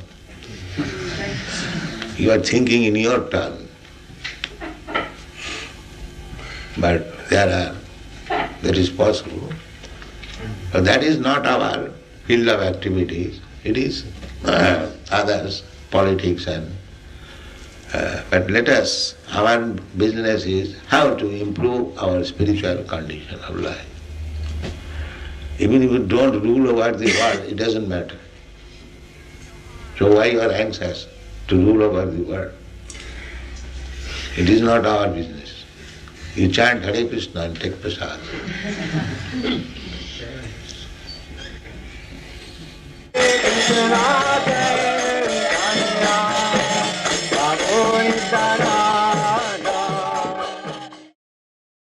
A memorable feature about Prabhupada's visit were the big kirtans that we had every night after Prabhupada's lecture.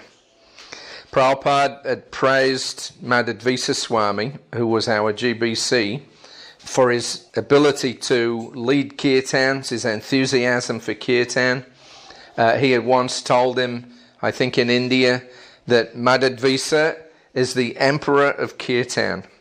Every day we would dance, we would sing. He had enlivened us all for several years. And of course, when Prabhupada came, he was especially enthusiastic. So he would lead the kirtans. When Prabhupada came, his secretary was Paramahamsa Swami. Paramahamsa, I remember, used to love playing the drum, really pounding away on it. And we would just all let loose. We would just dance up and down. We would let ourselves go. And Seeing Srila Prabhupada sitting on the Vyasasan with that characteristic movement of his head from side to side, he would slightly close his eyes, he would play his karatals, and just become fully absorbed in the kirtan. And when we saw Srila Prabhupada in that kind of concentration and meditation on the holy names, and seeing him appreciate Madhvisa leading such enthusiastic kirtans and seeing the devotees so enlivened by it, it was just a fantastic reciprocation. All of the devotees just loved it. We would go wild.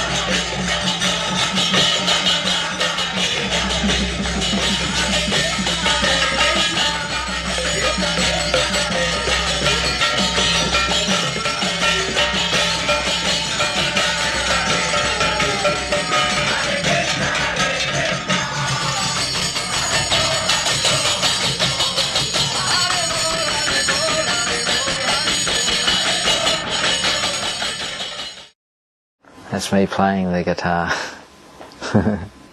One thing I do remember about that particular time in 1975 is that there was that sort of breakaway, what we call the Hari Ball group, had a fairly big following in Melbourne, and because Prabhupada was there, they would all come along to the program and the kirtan, and they would try to persuade Prabhupada to come to their place, but Prabhupada said, no, you can just come along here, do kirtan and take prasadam.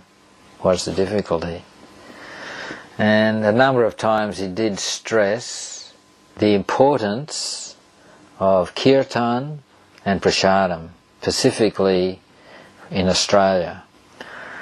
So that's one thing that really struck me, and I still remember it to this day, and trying to do it in my own small way to continue this program.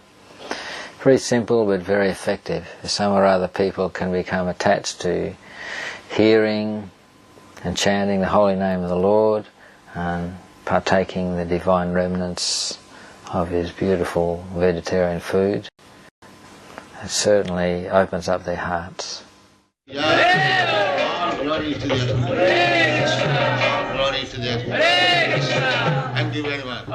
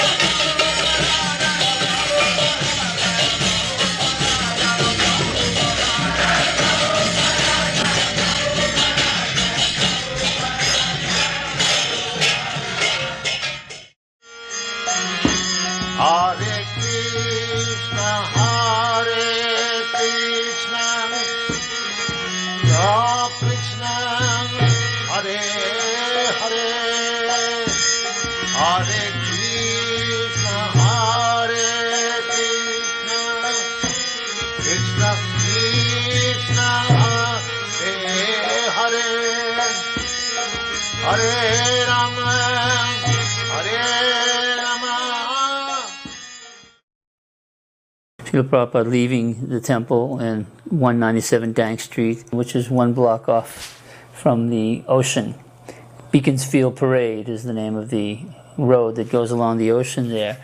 And Srila Prabhupada in the morning would walk out there and go along. Now, because Prabhupada's getting into the car, it indicated that he would be going down to the botanical gardens. Because if he was going on to the beachfront, he would just, walk. This is Prabhupada arriving in the botanical gardens there in Melbourne, which was a very beautiful place. You know that the British had the tradition of building these elaborate botanical gardens in wherever they would have their colonies, whether it was in Africa or in India. So Australia was like that too. They would have these elaborate botanical gardens that they would construct, and they would bring all these different exotic trees into one place. And Srila Prabhupada would go early in the morning, and he would come and say, they spent so much money building this, and now, look, in the morning, no one has come to take advantage of it. We're the only ones. Prabhupada would be walking in the botanical gardens at 7 in the morning, and everybody else would be whizzing by in their cars going to work. And we would be taking advantage of their botanical gardens.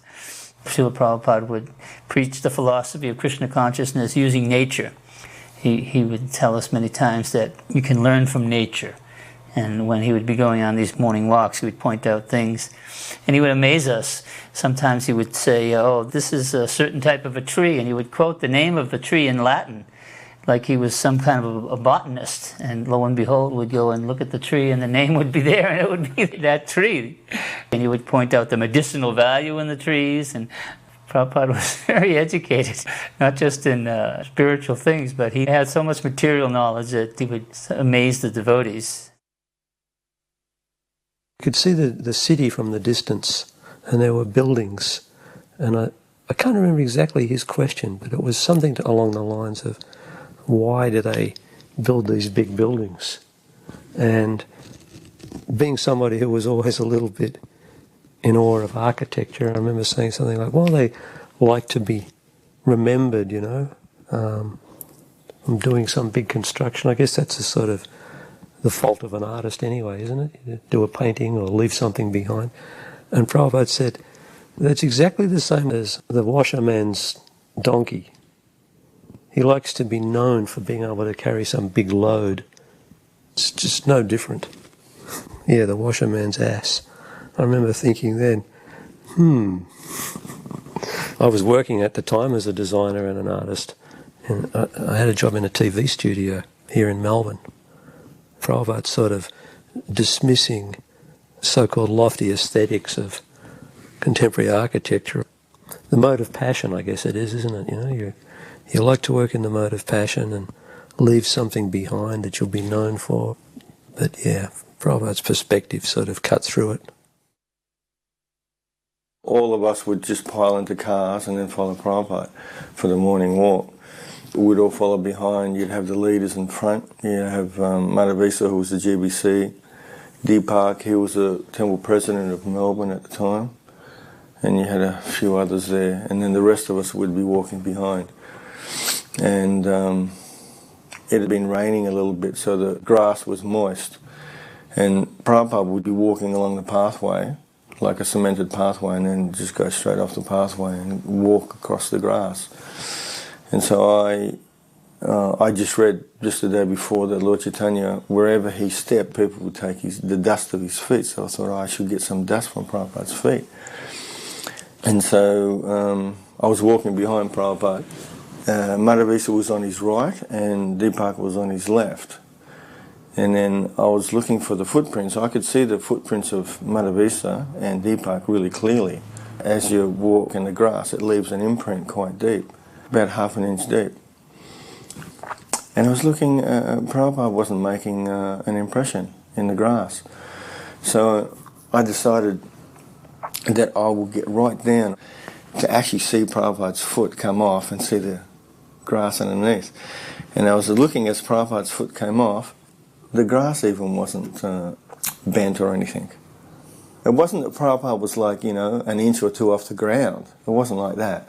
It appeared that Prabhupada's feet were actually touching the ground, but they weren't. I became a little confused at that time. I didn't really understand what I was seeing. And then later I read in Bhagavatam where Yudhishthira Maharaj, he never touched the ground. So I understood from that Prabhupada was a Nitya Siddha, that he was never a conditioned soul and he came directly from the spiritual world. I mean, I didn't need to see that to come to that conclusion, because by serving Prabhupada, I was able to experience within that my understanding of Krishna consciousness and my detachment from the world as it was developing, I understood this is a pure Vaishnava. Because, you know, serving a materialist or ordinary person, these things don't happen in the heart. But that was really wonderful to see that. My son Janaka, who was very young at the time, probably 4 years old, and one morning walk, Srila Prabhupada took Janaka's hand in his, squeezed it very hard and kept it in his pocket all through the morning walk. It was probably Janaka, my son, that spent more personal time with Srila Prabhupada than I did. In the Melbourne Temple, he used to go up to Srila Prabhupada's rooms. I would dress him in the morning and he'd disappear for the day. Prabhupada's assistants travelling with him and the other devotees would be standing guard at Prabhupada's door to his room. So Janaka knew his way in and out of Prabhupada's room, so he'd sneak in through the side window and spend the day with Srila Prabhupada. He'd play boats in the bathroom when Srila Prabhupada slept. Sometimes he would sleep under the bed there with Prabhupada, take prasadam with him. When we were on morning walks, Prabhupada would, of course, be chanting japa, and then we would follow in unison. And then Prabhupada would stop and he would say something or point out some philosophical point. He would walk on again and everyone would start chanting japa. And this little Mataji, Ramaniya, her name was, her chanting was over and above everyone else's chanting, very loud. And sometimes you couldn't hear what Prabhupada was saying. You had to really snuggle in around Prabhupada as close as you could to actually hear what he was saying. And so you might hear, you know, someone chanting japa in the background, not knowing what to do when they couldn't hear what Prabhupada was saying. So then Ramani was chanting this japa very loud, and everyone else was thinking, oh, she's chanting so loud. You could kind of feel the vibe of the devotees. You know, tone it down, please. And then Prabhupada actually commented, she's chanting very nicely. You know, this is good chanting. So that put us in our place. Prabhupada had gone out on his walk and something needed doing in Prabhupada's room. I don't recall exactly what it was. I think it was to tidy up. There must have been a lot of devotees in there before he went for the walk. Anyway, I was feeling Prabhupada's potency in the room. I was feeling very low and dirty and unclean. And what are you? Who are you? To put yourself before this exalted person. I could recognise that. You know, he was just so glorious.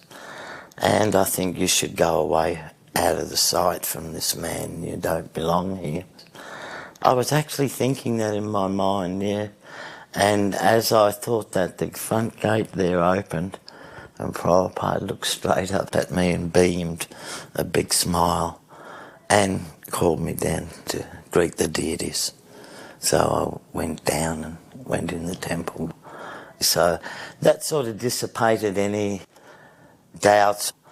I thought, well, if Prabhupada's accepting, then I felt freed from that.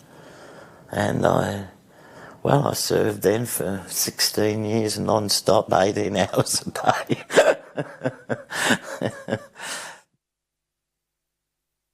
I stayed behind to do the room and get the room all ready for Srila Prabhupada, and I would always be downstairs and open the door when Prabhupada came in, and there was a huge kirtan. And Prabhupada came in, and I had some flowers in my hand, and Prabhupada walked up the stairs, and in Melbourne there was an area where you got halfway up the stairs and there was a landing and then you went further up. And Prabhupada walked up the stairs, and when Prabhupada turned around and the kirtan was louder and louder, and Prabhupada looked down at me and he saw I had the flowers in my hand. He walked back down the stairs and took the flowers out of my hand and walked back up the stairs. That was pretty far out. Why there are varieties? They say originally there was just a cell, and by adaptation, in some circumstances one kind would live and another would die, so all these varieties adapted to different conditions. Who adapted? Well, they just managed? Accidentally. That is nonsense. Nothing happens accidentally. That is nonsense. There must be some arrangement. What is happening is accidental. When I say why you are taking care of the trees? So many things. Nothing is done, accident. You do not see the cause. Let accidentally money come and sit down. Why do they not do that? If accident is there, let accident come and I'll become rich man. Why they try? Why they go to the college? Let accidentally become MA, PhD. This is all rascality. There are 5 causes. Activity, the place, the proportion of energy, and ultimately sanctioned by God. Then things happen. Otherwise, there is no question of accident. Srila Prabhupada really made a point about the neck beads should always be tight. They were, bought off the shelf somewhere in Vrindavan, whatever, so they wouldn't be tailor-made for the devotees' necks, so they'd usually be just loose. But even though they were put on loosely, Srila Prabhupada insisted on a number of occasions that no, they must be tight. I think it's got something to do with remembering the beads are there and, that we're servants of the spiritual master like that. I remember I was very nervous, of course, going before Prabhupada to receive an initiation. Is that me there? I think so. Put on about 40 kilos since.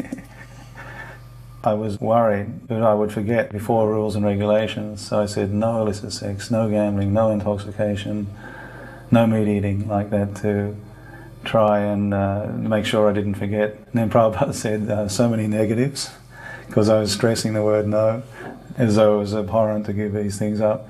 And Prabhupada said, isn't there any positive? And then I said, chanting Hare Krishna 16 rounds.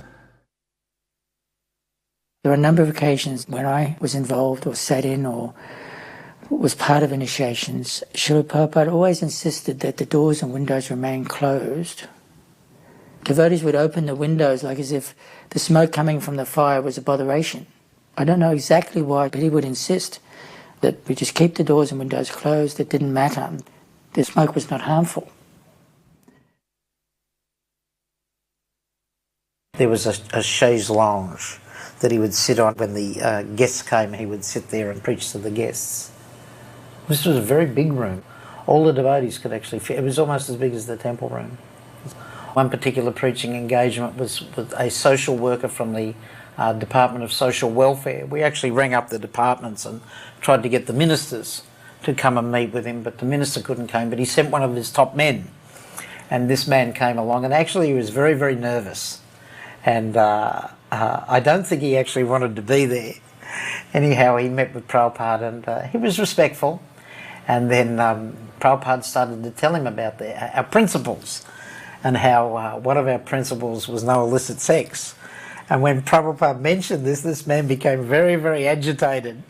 And Prabhupada kept talking about this, and this man became so agitated that in the end he wanted to cut the conversation. Although Prabhupada was giving him the answers and the solutions to so many of their social welfare problems, this man was not willing to listen.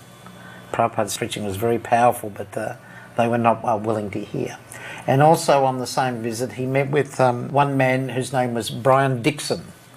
And Brian Dixon was a very, very famous man in the state of Victoria. He was a very famous footballer. And later on after that he became a politician, government minister.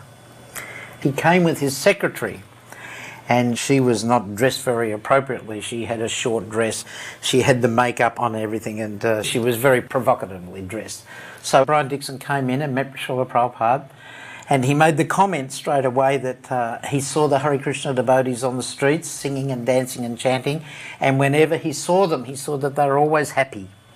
So he asked Srila Prabhupada, why are you successful? And he knew that we did not participate in taking drugs. And he was impressed by this, and Prabhupada explained that we follow 4 principles, and one of them is no intoxication, and that by chanting Hare Krishna you become happy.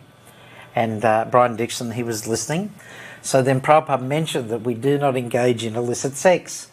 And Brian Dixon became embarrassed. He blushed like anything. Almost immediately, he looked at his watch and said, "Oh, sorry, we've got another appointment," and he had to leave.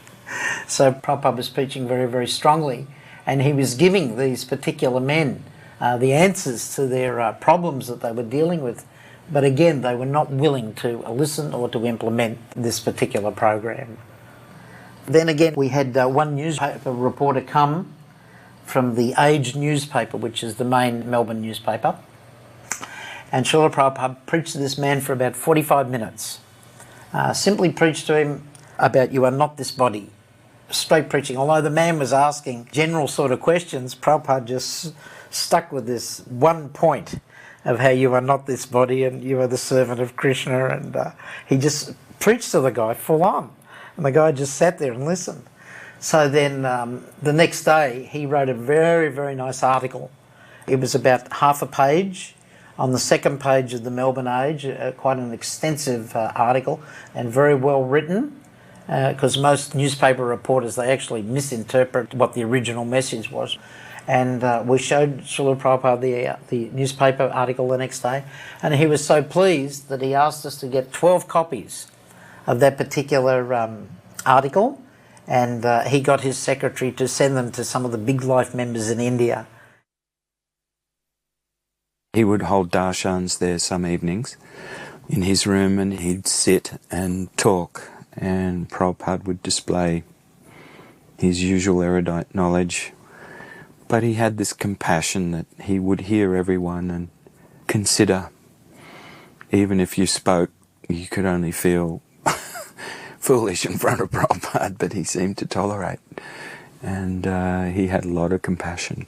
But at the same time, with the guests that would come, he would show a lot of interest, but he would not tolerate the subject being moved. So he would be very quick to bring the subject back within the Krishna conscious domain, even if he would insinuate that they were in illusion. He did it in such a way that nobody was ever offended. Prabhupada had this knack of speaking to people. So in Melbourne, I remember he spoke to one of the parents of a devotee, and he made them feel extremely comfortable. But at the same time, Prabhupada was very strong in stressing that Krishna consciousness was for everyone and not just a sectarian movement, but it was for everyone, and it was a practical movement. Prabhupada had this skill of disarming people's defense just through his purity and his straight speaking and his simple language. And it was understood by everyone. There was nothing duplicit in his language, straightforward. My uncle, Father Wallace, he was a Jesuit, but he was in charge of the whole of Victoria, so he's like the head Jesuit. I said to my mother, I'd like to get my uncle to meet Prabhupada, so somehow she got that arranged. My mum was pretty good at arranging those things. And so my uncle came, and we're all sitting around in Prabhupada's beautiful room on the beautiful blue carpet, and he was sitting back in the chairs, and he was quite elegant sort of a guy, and a very good speaker. As the Jesuits are pretty well trained in philosophy, Prabhupada spoke philosophy with him quite a bit, and he seemed to be able to follow the thread of it and answer it, which most people, when they met Prabhupada, they kind of lost it. Prabhupada was just probing into what they understood, and they couldn't understand what they believed themselves, but he seemed to have some belief himself. Anyway, it went on for about, I guess, 3/4 of an hour, having a pretty lively conversation, but jokey too, a lot of laughter and so on. And then finally the session was over, and he got up and shook hands and left, and we're all sitting around Prabhupada, and Prabhupada sitting there just kind of rocking a bit. And I said, Srila Prabhupada, what did you think of my uncle? And Prabhupada looked at us all and he smiled, and he looked at me, he said, a very pleasant drunkard. And that was like, we just all cracked up laughing, because immediately he walked in, Prabhupada must have picked up he'd had something. And I wouldn't be surprised if he was a regular drinker. He had that kind of look, his face, a bit over reddish. And yes, it was pretty well strong through the whole order at that time, I'd say, the whole Catholic Church. That was the one thing the priest could do, have a good drink. But the way Prabhupada could crack a joke was really amazing. The minister is elected according to public will in our society. Because they have made a department just like your, what is the department? Social welfare. Social welfare. So if they find social welfare, why not help? Why they bring politics? If actually there is social welfare here, why they should not support it? Yeah, well, you're right. But in our society, minister is elected to carry out certain policies. Not what he wants, but what the people sort of voted for. And say a text to support. And if your policy is social reformation, social reform is not our policy. Then social welfare. So just to look after those who are in trouble. That's our policy. Well, everyone is in trouble. What? At the present moment, even the ministers are in trouble. Yes, but that is not what our function is. Everybody's in trouble. Physician heal thyself. You see? They are also drunkards, they are also woman hunters, and meat eaters, and gambling, that's all. They require to be rectified. But we can't help that. That's society. You have to go and change society. The society tells us to act differently. Unless you change the society, how you can make social welfare? Well, if you keep them as it is, there is the question of welfare. Give it a different interpretation to the word. I don't... Does you understand me? Basically, one must be first class, ideal man. Yeah. That is one.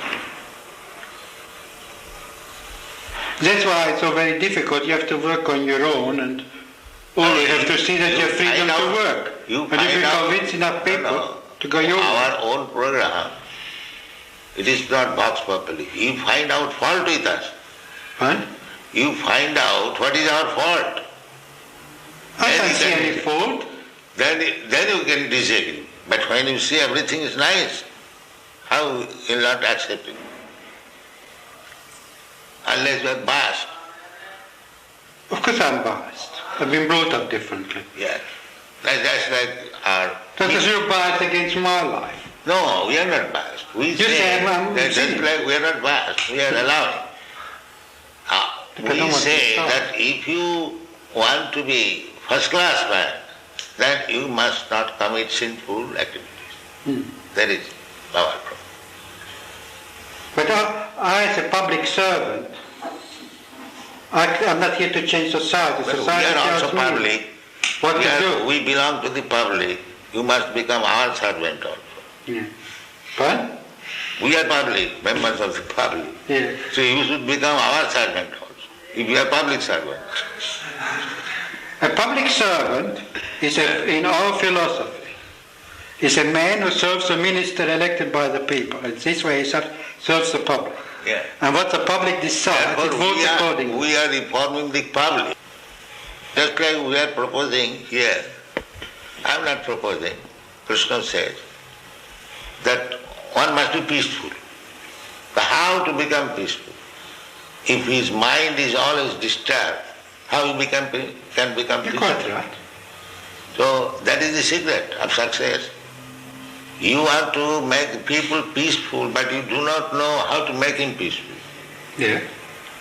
So therefore you have to adopt this. You have a competitive society. Yeah. We say that you chant Hare Krishna, eat here sumptuously, live here comfortably, and you become peaceful. It is guaranteed.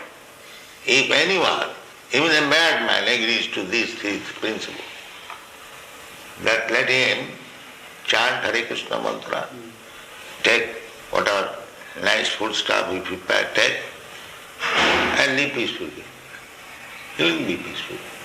What's your answer that still such a small percentage of the population, tiny percentage of the population, accept a philosophy that sounds so... Tiny percentage, just like there are so many stars in the sky. And there is one moon. In percentage, the moon is nothing. If you take percentage of the stars, the moon is nothing. But moon is important than all the nonsense stars. But if you take percentage, there is no percentage both. But because he is moon, he is important than all these rascal stars. This is the example. What is the use of taking percentage of the stars in the presence of moon? Let there be one moon, that is sufficient. There is no question of percentage. One ideal man. Just like in Christian world, one ideal Jesus Christ. How do you feel about Mao Zedong? Huh? What is that? He says, how do you feel about Mao Zedong? In China, he's the ideal man. He's a communist. His ideal is all right. In China, he is. His ideal, communist idea, that everyone should be happy. That is good idea. But they do not know how to make it. Just like they are taking care of the human being in the state, but they are sending poor animals to the slaughterhouse. So for the satisfaction of the tongue of the human being, the animal should be cut through. That is the defect. Prime Minister regards himself as a servant of the people, who can be kicked out in That is the defect. The people are rascals and they have elected another rascal. That is the defect. Well, but that's how it is. So what can we do? Then hopeless. Oh, you can work on the ground. We are going without depending on this rascal. We are going on. We instruct a man, please do not have illicit sex. Have you got any objection? What? If I advise somebody that do not have illicit sex, have you got any objection? Yeah, I have. You have? Yeah. Illicit, if I say... I like sex. My wife likes sex. Huh? We just enjoy it. They couldn't live without it. Our marriage is happier because they have sex. This is the position. No, we don't private sex. We private... We don't have two children. Illicit sex. Well, it's you use a pill, or use contraceptives, or use all kinds of things. Because it makes our... Why do you use contraceptives? Because we don't want any more children. Then why don't you stop sex? Because we like sex. Yes. Because they enjoy it. That means, go to physician, I want to do everything I like, still I want treatment. This is the position. You want... I didn't come for treatment. No, I say... you have come for treatment here. I was invited. Because you have failed to control the society, your activities. Therefore you have come here, treatment. But when I prescribe medicine, you don't accept. I haven't come for treatment. Yes. Otherwise, why you I was come? invited. Just to help you in your social activities, social welfare activities, to take some suggestion from us. But when you give the suggestion, you reject it. That is your position. Srila Prabhupada would always give wonderful lectures, but sometimes devotees would be falling asleep, maybe due to having too much prasadam. And I must admit, in those days, I used to fall asleep a lot. But I do remember one incident. It really floored people. We had a program at the Play Theatre in St Kilda, which was a pretty hip part of town. And it wasn't a very big theatre, and it was kind of cosy and intimate. It was eclectic, put it that way. There was a lot of philosopher hippie types there, and Srila Prabhupada was sitting on this Vyasasana. He gave this lecture, and the acoustics, unfortunately, weren't that good. It was reverberating around the room, and it was hard to catch what Srila Prabhupada was saying, but there were a lot of people there. And anyway, at one particular point, somebody asked a question. Well, there are so many yogis and swamis that have come and this and that. What can you do? Either what can you do, inferring what that others can't do, or what can you do? And Srila Prabhupada said, I can save you from death. And then there was complete silence, and everyone knew that Srila Prabhupada meant it. It was the most sobering thing I've ever heard someone say. So from then on, the rest of the program was sober. People were respectful.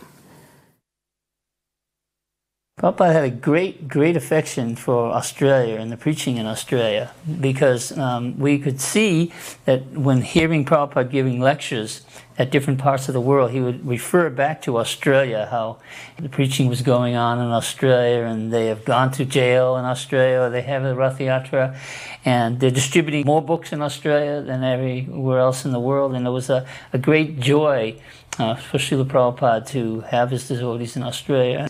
He sent some of his dear devotees there in the beginning. Bali Mardan and Upendra Das went there in the beginning, and it was an English-speaking country that had never been exposed to Krishna consciousness or anything like Krishna consciousness before. It was a completely fresh start. Whereas in England, some of his godbrothers had gone there before, and there was some, affiliation with India. But Australia was like a far remote place. And people had taken to Krishna consciousness very elaborately and very, diligently. And it was through the book distribution that could be gauged. That here in Australia, a relatively small country, maybe 15 or 17 million people in the whole country, they were one of the top book distributors in the whole world at that time. At one point, Australia was the #1 book distributing country in the world in the early 70s.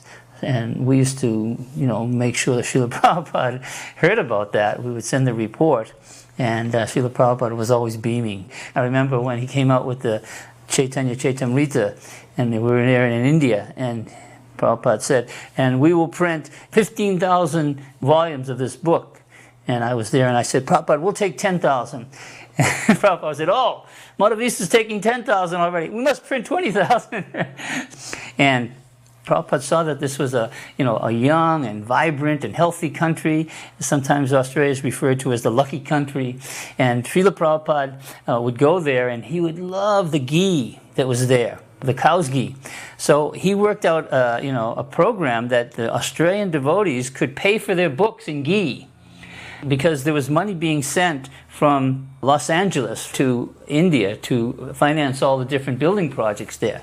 So instead of having the devotees from Australia send money from Australia to Los Angeles, and then Los Angeles send money to India, Prabhupada said, no, forget about all that sending back and forth. Instead of paying for your books in dollars to Los Angeles, pay for your books in ghee sent to India. Because this high-quality ghee sent from Australia to India was more valuable than the dollars sent to Australia. And this way, he would send the ghee, and he said the devotees would be able to distribute this ghee to the life members in India and feed the devotees, with high-quality ghee, so they would stay healthy while they were doing their preaching work in India for so many years. Thousands of pounds of ghee. This Alauri ghee, a very famous ghee. It came in this big 10-gallon tin or 5-gallon tin, paying for our books in ghee. It was quite unique. I was the guard, so to speak, stopping the hordes getting up there and bothering him. And Prabhupada used to come out of his room very late at night or early in the morning and go into the other room where he would do his dictation. And I'd just be sitting there with my Bhagavad Gita. Sometimes I'd be fully conscious, and sometimes I'd be partially not conscious. And Prabhupada stopped one time and just spoke to me. He asked me what my name was, and he asked me a few simple questions, and I sort of replied back to him. I was a bit nervous being around Prabhupada, in the sense that I was in awe of Prabhupada, and I didn't really feel comfortable being too familiar. I was a little bit awestruck by Prabhupada. So, we just had a few simple exchanges on the top of the steps in the dead of night. And Prabhupada went off into his room and did his translating. It inspired me, thinking that there's no one else awake except the two of us, and Prabhupada's in there actually translating the Bhagavatam. Every night after the Bhagavatam class, there was a big feast that was served out in what was known as Parampara Hall, which was a large room on the ground floor of Prabhupada House. That was the prasadam room at the time. So Dwapayana and other cooks prepared very, very nice prasadam, and this was the highlight of the evening for many, especially those who had come to the temple for the first time. On the second night, I remember Dwaipayana had prepared apple crumble, and apple crumble of those days was apples with cinnamon with a mixture of oats, flour and butter, and baked in the oven till the topping was crispy. Now, it was a bit controversial because we thought that oats were not fit to be eaten by devotees. Somebody said that Prabhupada said that oats are meant for horses. So some devotees thought that apple crumble was not bona fide. Anyway, Dwaipayana made apple crumble, many, many, many trays of it. Some of the best apple crumble that he'd ever made. After the lecture, Prabhupada went up to his room and he felt a little hungry, and he asked Sriti Kirti to go down and see what prasadam there was available, what was being served for the devotees. So Sriti Kirti went down to the kitchen and brought back some apple crumble. Prabhupada ate a whole bowl of it, and then he sent Sriti Kirti downstairs for more. He said, "Please bring me more of those crispy apples." And after we heard the story, we realized that apple crumble was now bona fide and fit to be eaten by devotees. So then apple crumble became a dessert that was served at practically every feast. So our process of knowledge we should take from the Supreme Authority. Then we save time for research work. That is Krishna consciousness movement. We take perfect knowledge from Krishna. I may be imperfect, just like child is imperfect. I may be imperfect, you may be imperfect. But if you take the perfect knowledge from the Supreme Perfect, then your knowledge is perfect. That is the process. This is called avaroho pantha, knowledge coming, deductive knowledge. So everything is there, and if you like to take advantage of this movement, make your life perfect, go back to home, back to Godhead, then fully utilize the center, our Melbourne Center, come here, read our books and argue, try to understand with your full knowledge, no blindly acceptance. There is reason, there is argument, there is philosophy, there is science, everything is there. And if you accept that simply by chanting I shall realize, that is also allowed. Both ways. If you accept this simple process, the chant Hare Krishna and realize God, that is also fact. And if you think what is this nonsense chanting Hare Krishna, then you read books. Both ways we are prepared. Come and take advantage of this moment. Thank you very much.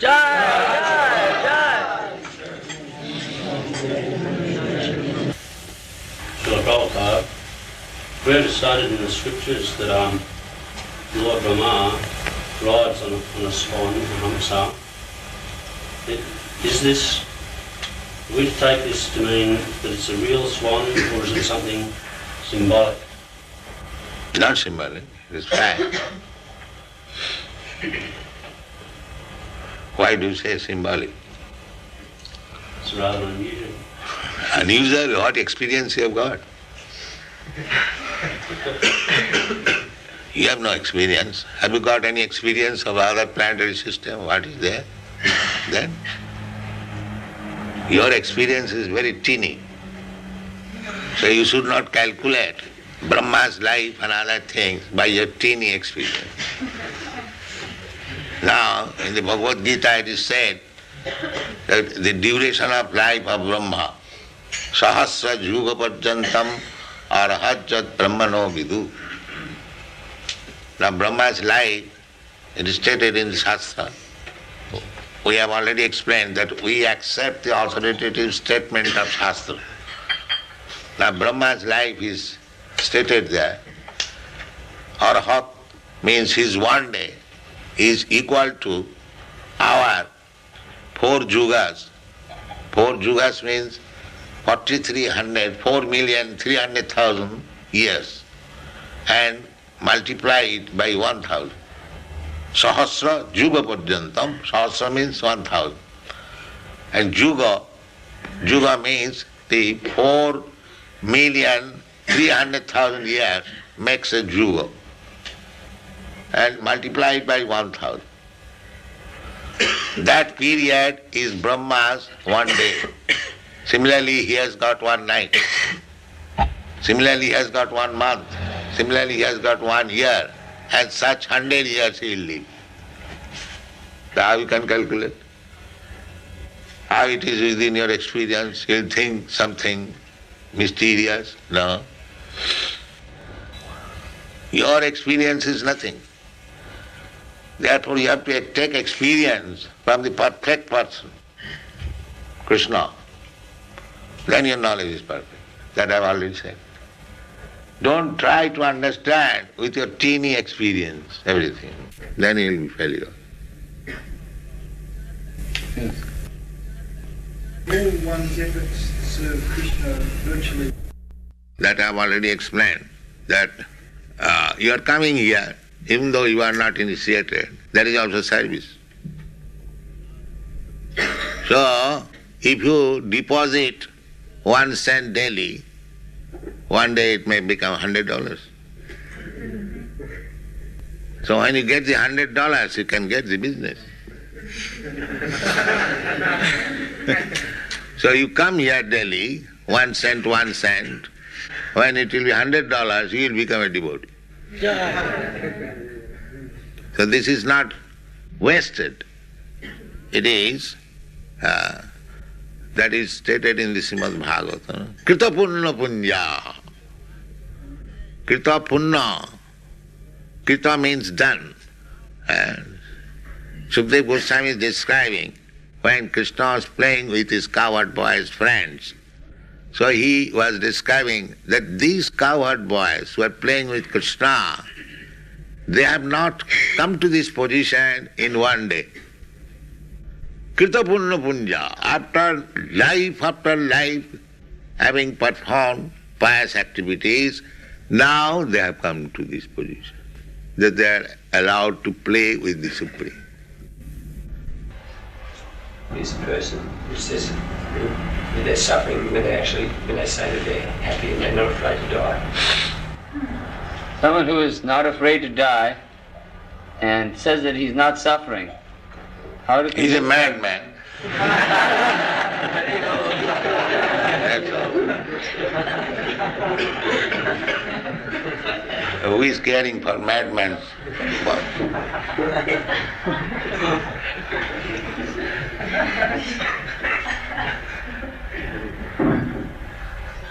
It's very easy to convince some people that they're not their bodies. It's not very easy to convince them that they're not their minds. Is there some way we can explain? That will take time. How can you expect that in 1 minute everyone will understand everything? It requires education, time. If he is prepared to give the time, then he will understand.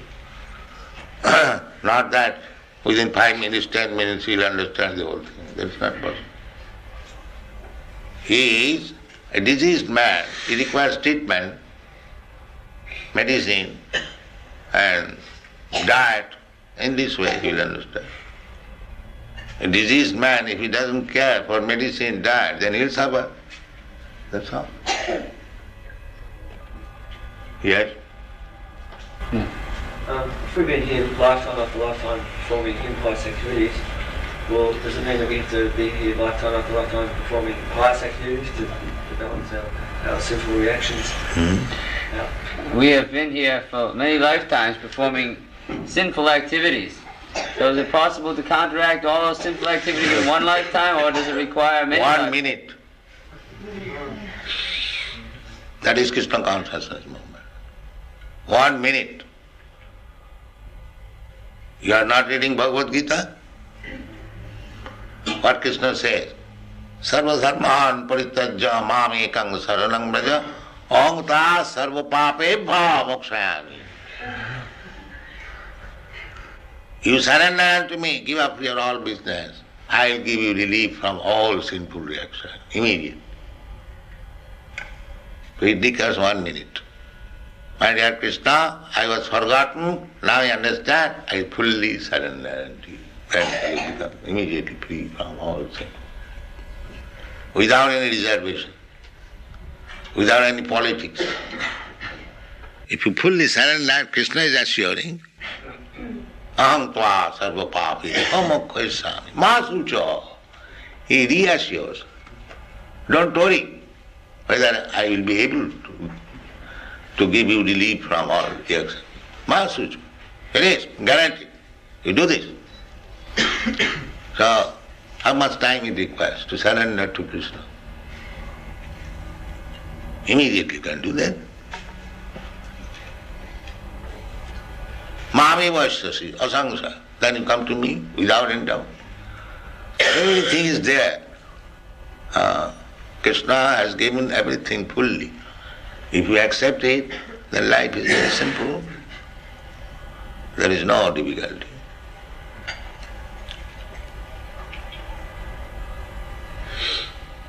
Yes? How long do you say it is before Krishna comes to this planet again in physical, in human form? Now calculate, I have already given the duration of 1 day, 12 hours of Brahma, means 4,300,000 years multiplied by 1,000. What it comes? 4,300 million. No. 4 billion. Oh, difference of opinion.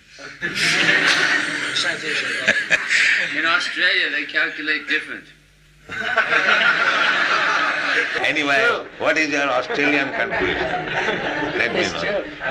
Their billion is something else. Oh. Anyway, I give you the right figure. 4 million, according to American and English calculation.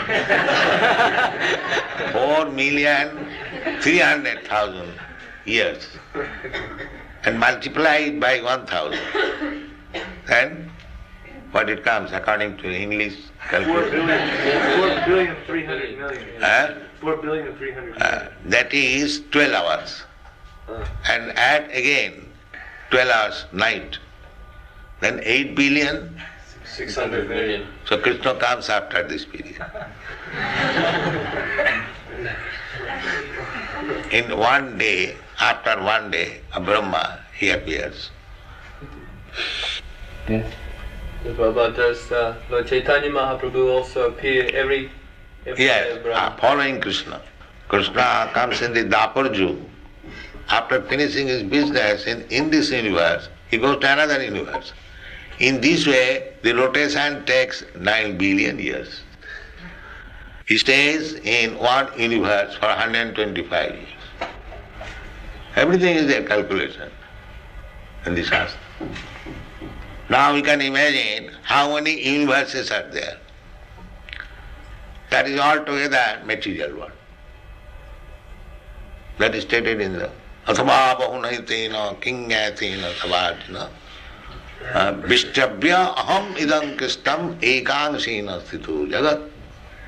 This material creation is 1/4 creation of the whole God's property.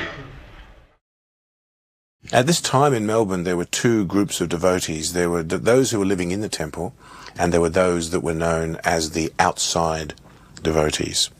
I'm not even sure that we were that respectful as calling them devotees, but we felt that if they weren't living in the temple, they were not qualified to be devotees. We had a rather limited perspective of things. But amongst these devotees that were living outside, there were those who had broken away from ISKCON, and they'd concocted their own philosophy. And at the end of this evening class, some of their doubts were brought up at question time. Prabhupada very kindly allowed us to have some very lengthy question and answer periods at the end of these classes. One boy who was in this circle asked Prabhupada, he said, "Can you take initiation by accepting the spiritual master in your heart without actually taking?" And Prabhupada cut him off and said that these are all bogus propositions. He said, "It has no meaning. If you think in yourself that I'm eating," he said, "will you be satisfied?" He said, "You actually have to eat to be satisfied. If you just simply imagine that you've eaten, you will not satisfy your appetite," indicating that You have to physically take initiation from the spiritual master, not just take initiation in the heart. This, he said, was bogus. At the end of the lectures, he would stop at the temple doorway, and I'd put his slippers on his feet, and he would allow me to pick him up, and he'd put his arm around my shoulder, and I'd carry him up the stairs in Danks Street. Sometimes he would give me little comments on the way, just the two of us could hear. Other times he'd be very sober, but all the time, once we got past the doorway, I would get a little jovial comment of some sort. But the amazing thing was, I always never, ever forgotten this point, that it always seemed to me as though he was weightless. There was no weight there at all. I could walk up the stairs with him easy, with just holding him, carrying him up. It was amazing how weightless he was. We were sitting in Srila Prabhupada's room, not his bedroom, but his sitting room, where he would receive his guests. What you're seeing now is one of the lawyers we've brought up to speak to Prabhupada. Srila Prabhupada wanted to talk with distinguished guests every night, and it was the duty of our advanced team to arrange for people to come and speak to Prabhupada. And finally we had our own building and a very elegant place to bring distinguished guests. People like the Archbishop of Melbourne and the Episcopal Bishop of Melbourne. Srila Prabhupada sitting on his elegant chaise lounge that we purchased at the antique shop. And we went overboard a little bit. We had it reupholstered in that powder blue color to match the walls, because we understood that Srila Prabhupada liked the blue and white and gold combination as his color scheme for his room. So Srila Prabhupada was speaking to the lawyers and explaining Vedic philosophy. They were very respectful. As you may know, in the beginning of Krishna consciousness in Australia, there was quite a struggle for proselytizing Krishna consciousness in the street. In Melbourne, where they had a very liberal-minded city council, they had a front of being very tolerant, but they really wanted us to get off the street. The people that had their big multi-million-dollar boutiques and stores didn't fancy the idea of the devotees being part of the landscape. So we hired this lawyer, Wally, for advice on what to do. And the city council would issue us these tickets. And we had received instruction from Prabhupada that we can chant in jail or we can chant on the street. It doesn't make any difference. So why waste our money on expensive lawyers? And eventually they'll see the folly in their persecution and leave us alone. And sure enough, that's what happened. So we never paid Wally a lot of money. And in fact, he donated his service mostly. And a lot of times we didn't take his advice either, because Prabhupada always took precedence. Well, the flower incident it's a famous incident in the history of Australia. And it revolved around our Rath Yatra festival. The Rath Yatra festival, which was held in Australia in 1973. Because Srila Prabhupada was there for Rath Yatra the year after, and then this conversation, which is taking place, happened in 75. During that Rath Yatra festival, some of the devotees got carried away with their gathering of flowers, and one group of devotees took off to the outer suburbs, and they broke into a greenhouse, a professional greenhouse, and they volunteered all the flowers from that greenhouse to Lord Jagannath, which wasn't an authorized activity at all. But somehow or other, thousands and thousands of carnations showed up on the morning of Rath Yatra festival. So we used them, and then the police came just before the festival was to begin, and it was almost an ugly scene. And one of the brahmacharis had to be sacrificed for the gallows. And so he sacrificed his freedom, and he said, I went and stole the flowers. I did it on my own, and so he spent the Rath Yatra day in jail, and the Rath Yatra festival went on, and we had to pay a fine and everything like that. So everything got resolved a whole year before. So the humor is that The devotees had purchased this new temple, and we wanted to have an elaborate greenhouse for the tulsi plants. So the devotees who were helping to organize this temple weren't aware of what happened on the Rath Yatra festival the years before. So they were looking around for a greenhouse. So they thought, well, let's ask the guy about his greenhouse. And they were all dressed up like devotees and everything, very earnest. So they knocked on the guy's door, and lo and behold, it was the man who years before the devotees had stolen all his flowers. That was like the straw that broke his back. He flipped out, and he started screaming and yelling. He drove them away. He said, "Get off of my property. I never want to see you again." So the lawyers had found out about that, and they were all laughing. And it all came up while Prabhupada was explaining how Krishna owns everything. So they were all having a good chuckle about that.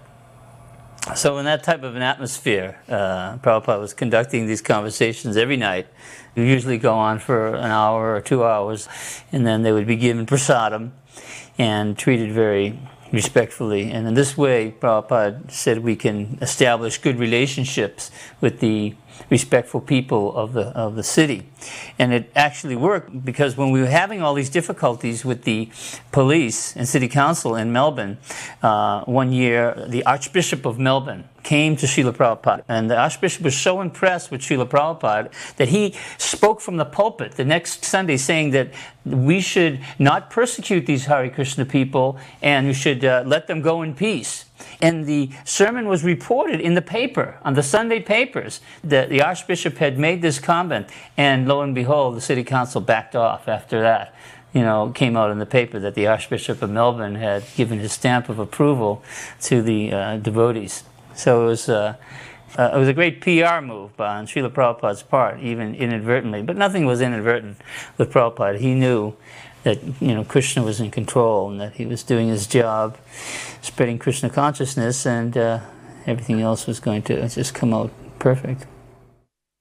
It's going to be very hard to get to what you're trying for. That is to be united first. That first thing is that everyone should be convinced or understand clearly that everything belongs to God. But they have no conception of God.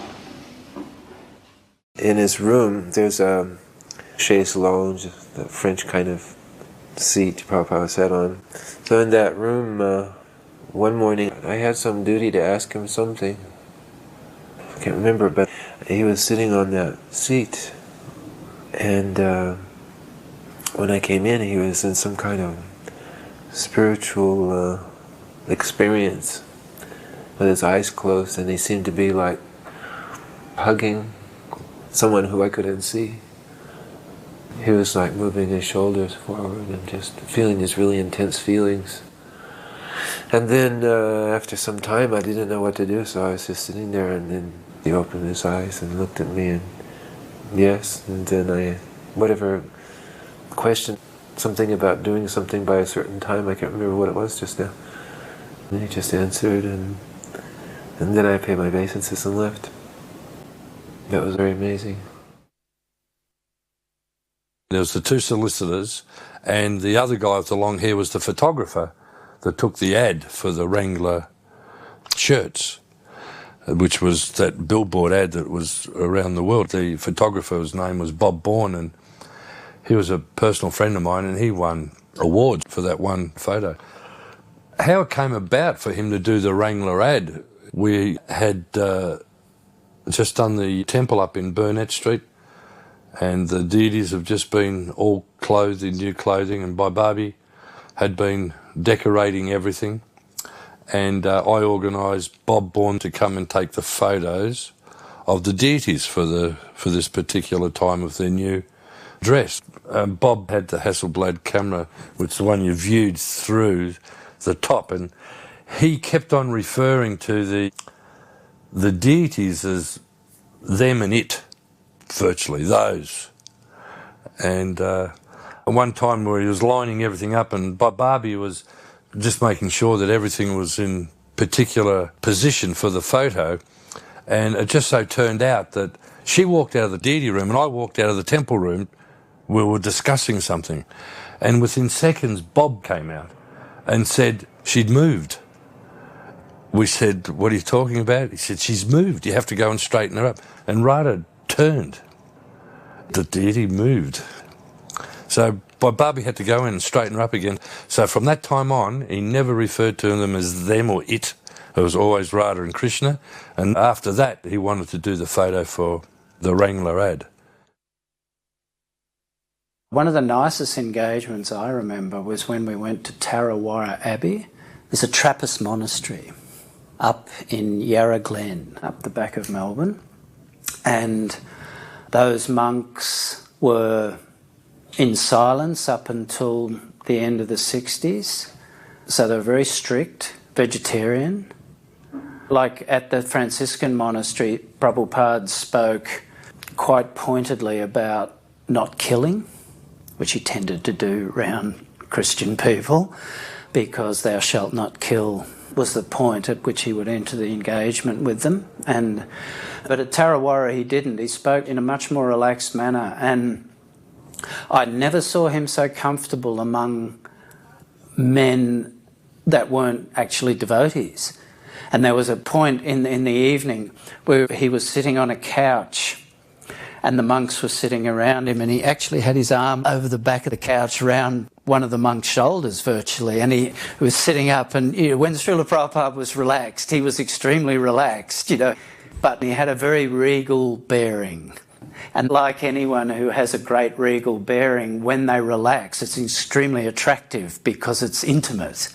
It's not something that you normally get to see. Prabhupada's bearing in public was impeccable.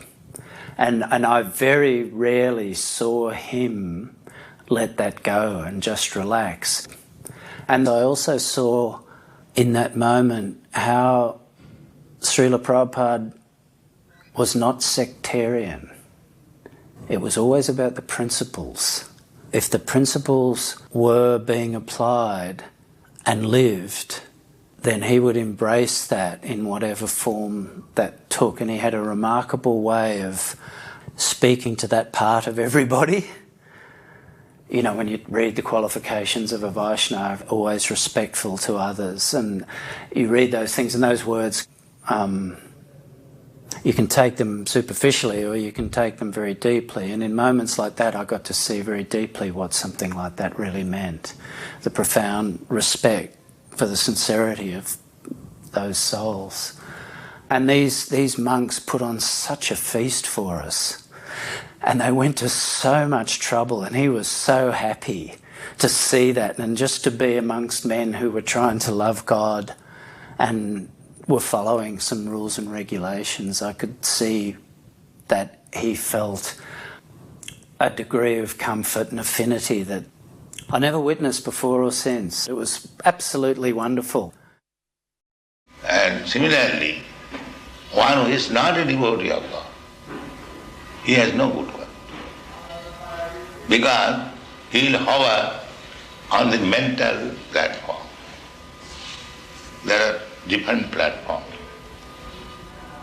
Bodily concept of life, general, and this body.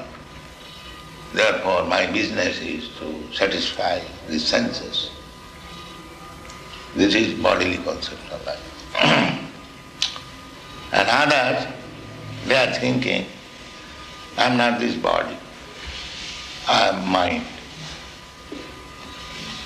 Well, they are going on mental speculation, like philosophers, thoughtful men.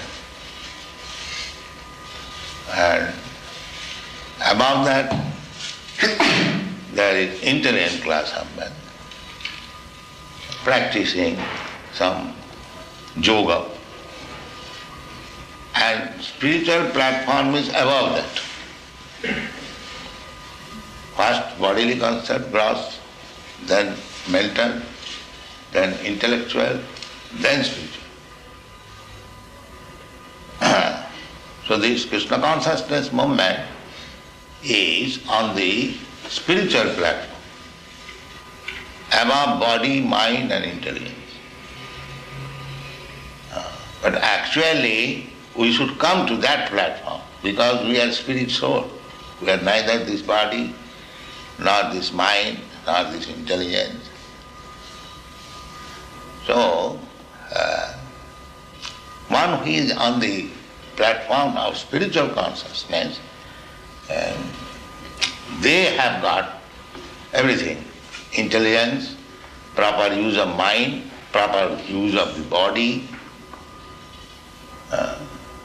Just like a millionaire, he has got all the lower grade position, 10 rupees or 100 rupees, he has got all everything.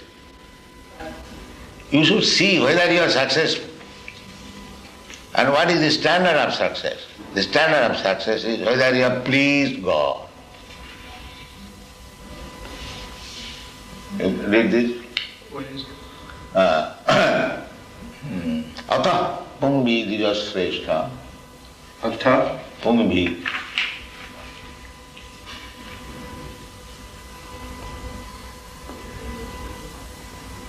Atha pumbir dvijasreshta. Another word.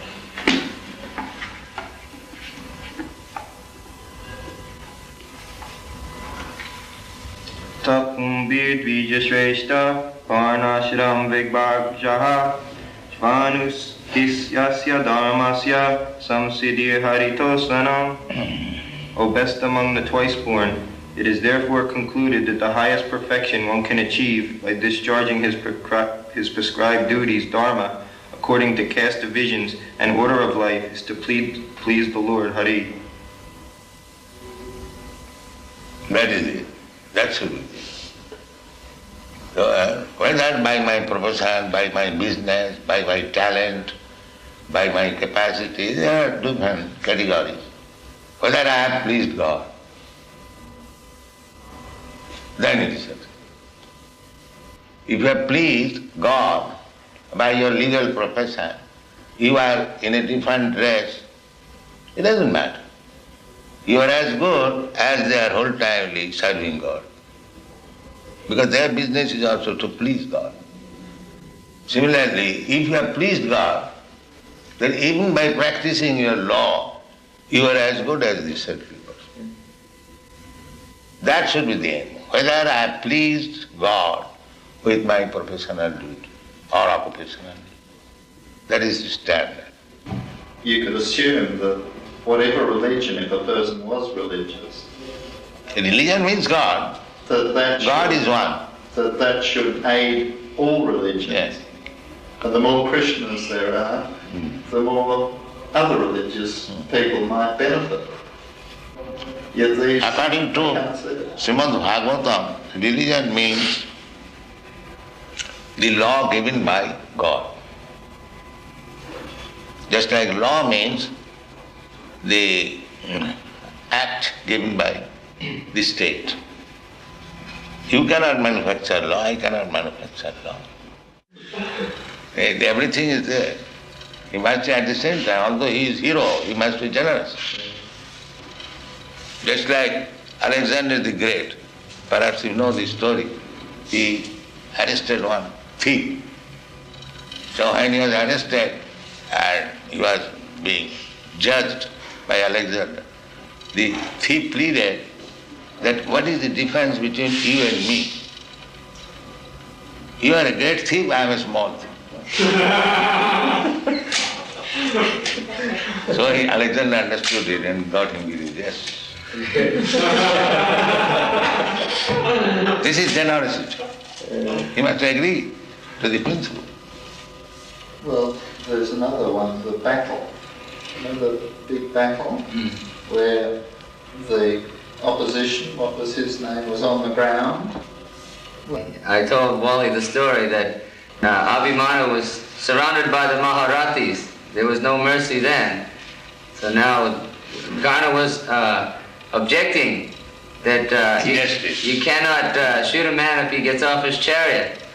And Krishna said there was no mercy with Abhimanyu, so therefore there will be no mercy now. Tit for tat. But where was the generosity then? Now what that is happening? Tit for tat. Was that generosity? Was that, where was the generosity? There's times, Wally, surely, there's times for it. That is war tactics. That is war tactics. So he left about 20 people back at his house at some party. So he's feeling that he must have returned. It's my father-in-law's birthday. Oh. And it's my son's 9th birthday. Oh. We decided we're going to have the family. That's nice. Very good. And then my wife said, give this some was only prasadam. a couple of nights ago, my wife said, well, take some blessings from the temple. Well, thank you very Or your much. son and So father. we decided to get all of my father-in-law's friends. He doesn't know yet. And I'm supposed to pick him up, you see. You know, I was supposed to do that half an hour ago. He just thinks it's a family dinner at home, you see. But by the time we get home, it's a surprise for him. Yes. It is very nice. It is a very nice function. The father-in-law and the grandson. Yeah.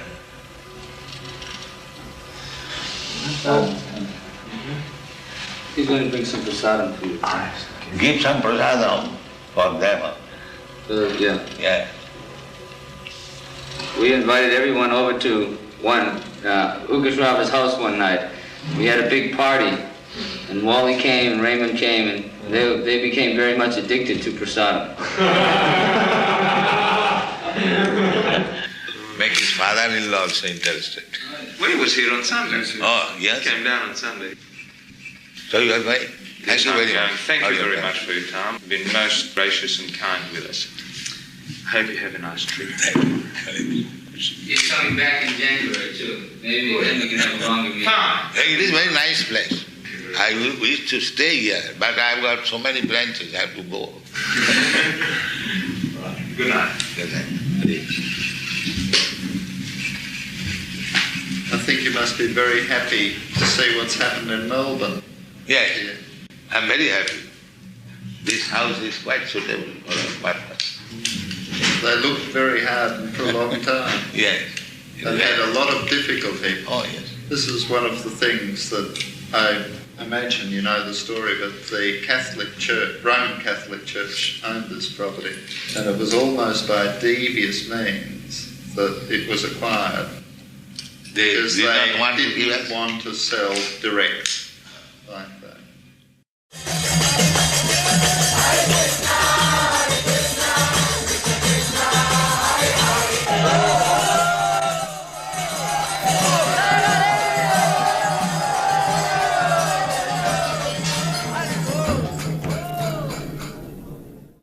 This is in the temple room of the Melbourne Mahaprabhu Mandir, and we're going to install the Gaura-Nitai deities. Now these are quite elaborate Gaura-Nitai deities. They were brought by the devotees from Navadvip, and Srila Prabhupada in the chatta there is bathing them. These were the largest deities that have ever been cast in Navadvip. They weighed hundreds and hundreds of pounds, solid brass.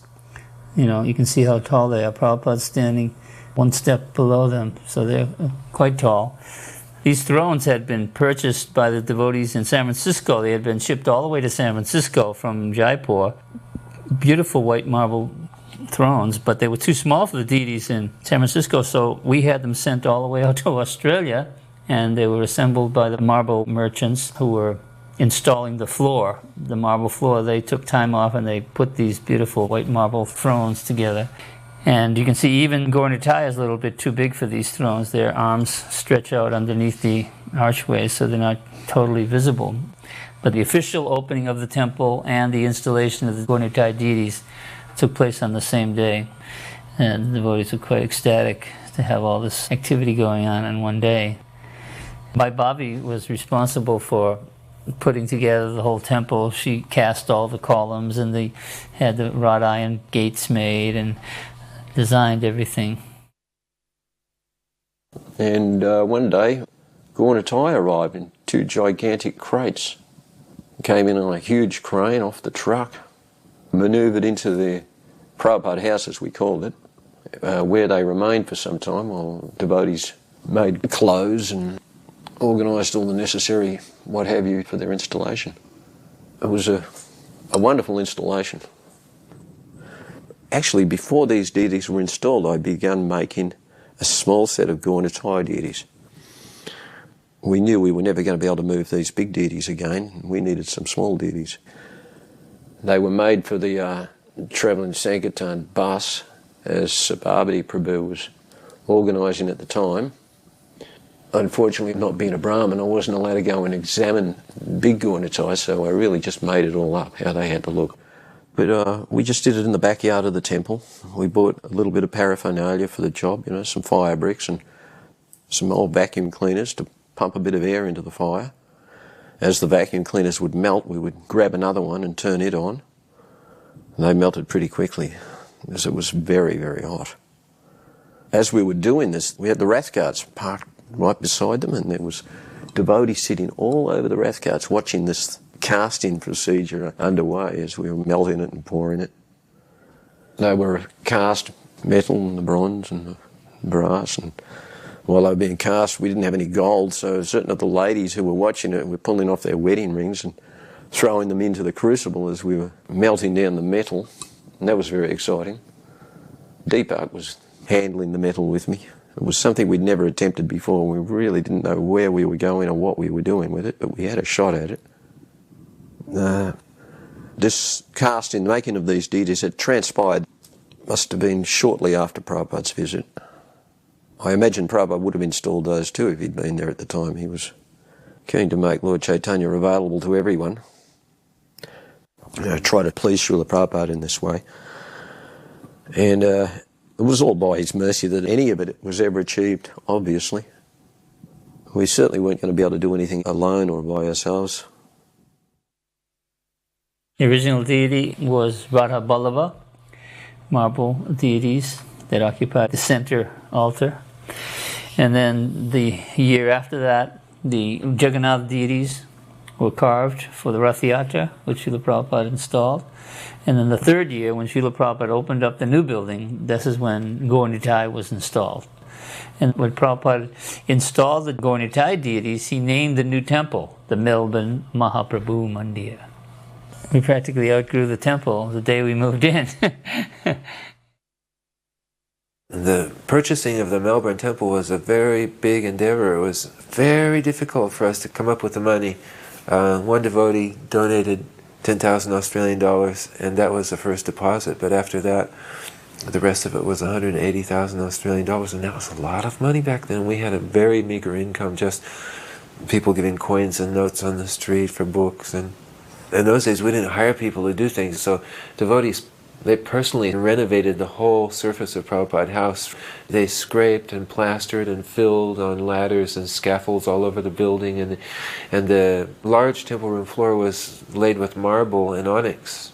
And there was a very short time, and Prabhupada was coming. They actually arranged Prabhupada's visit to Perth for 10 days because the Melbourne Temple wasn't ready to open. And when Prabhupada arrived, at one stage, Prabhupada, he actually said to Madhavisa Prabhu, "This temple's too small. Why don't you build a bigger temple in the courtyard?" And this was a real shock at the time because such an endeavor. And I guess we were feeling a bit proud that we'd done this. So, like some other circumstances, Prabhupada would say something to make us realize it's not so big what you did. Prabhupada sat down. He took off his chadar. He folded it into a neat little square, and he sat down with his back to the wall next to Lord Nityananda. And myself and Dwapayana were then allotted to dress the deities. We're dressing the deities in full view of Prabhupada, who was just a metre away, so we were quite nervous. The Dwapayana reached for some tulsi leaves and also the manjaris, because we were growing our own tulsi plants at this stage.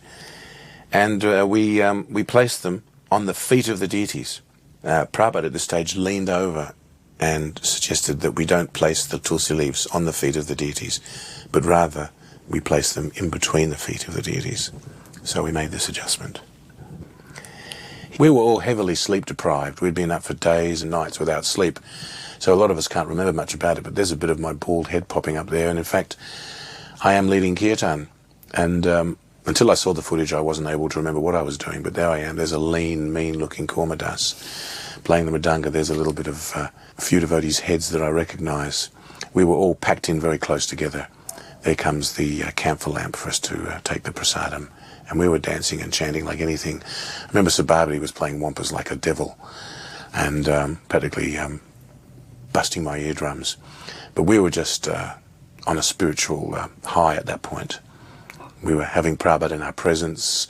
This was the darshan of the first Aarti ceremony. Prabhupada was doing the Aarti. We hadn't seen Gaur Nitai before. We were just in a daze. We couldn't believe it was going on. But we did what we had to do. And at the same time we were watching Prabhupada do the Aarti. It was all just wonderfully ecstatic.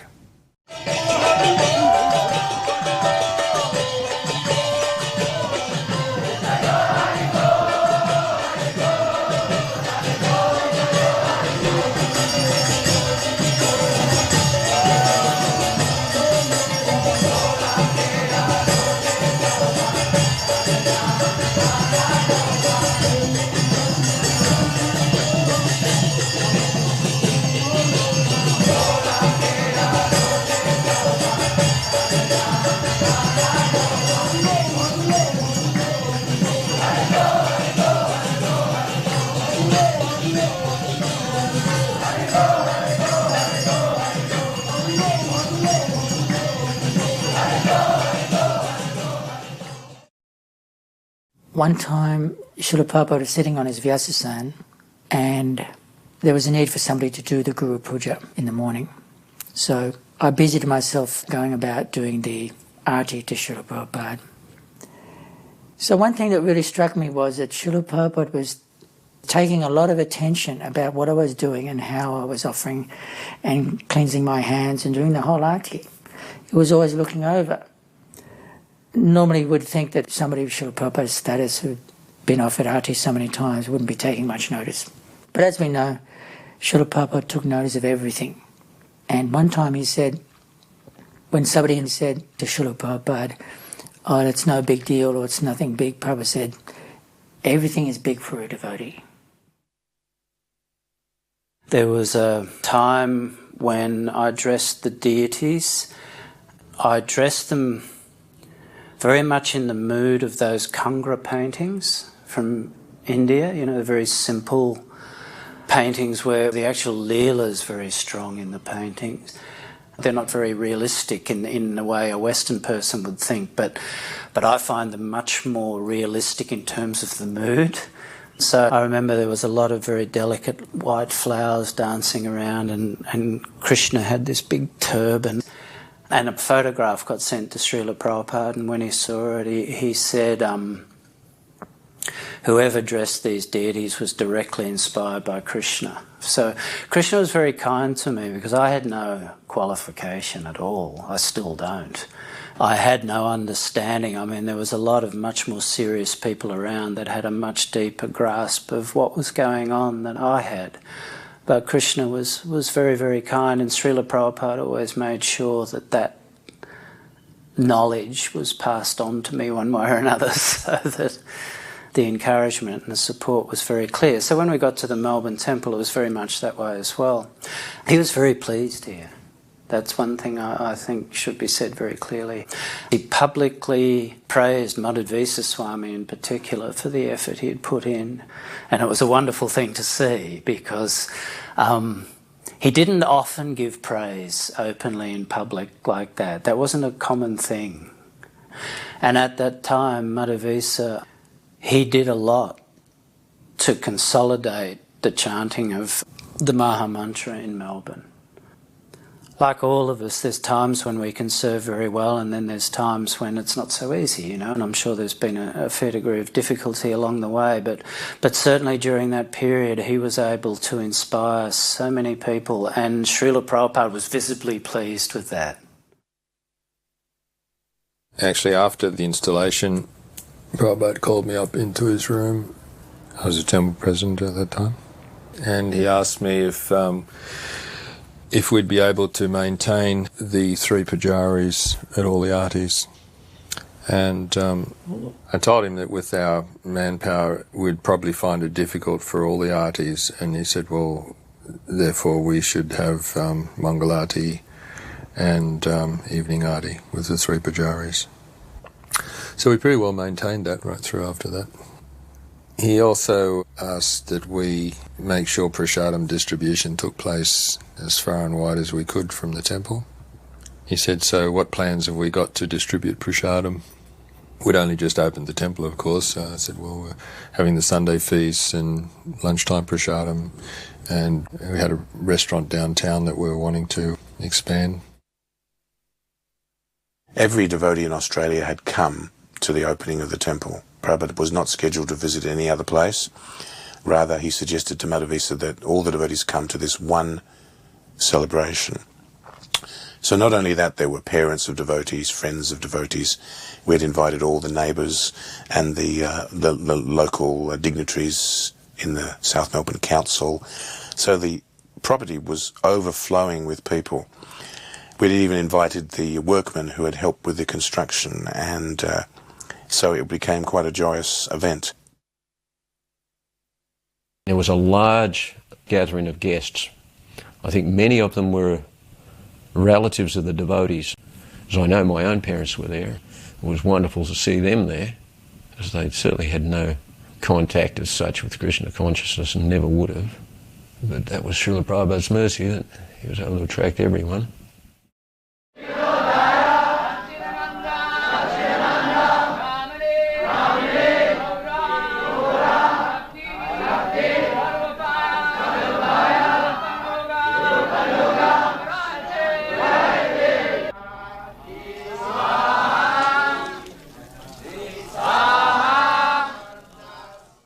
Srila Prabhupada gave a darshan to the devotees. Now, Srila Prabhupada, from what I remember, didn't very often give darshans to the general devotees. So it was a special occasion. We were all called up to his room, and we were all sitting there, and Srila Prabhupada is sitting at his desk.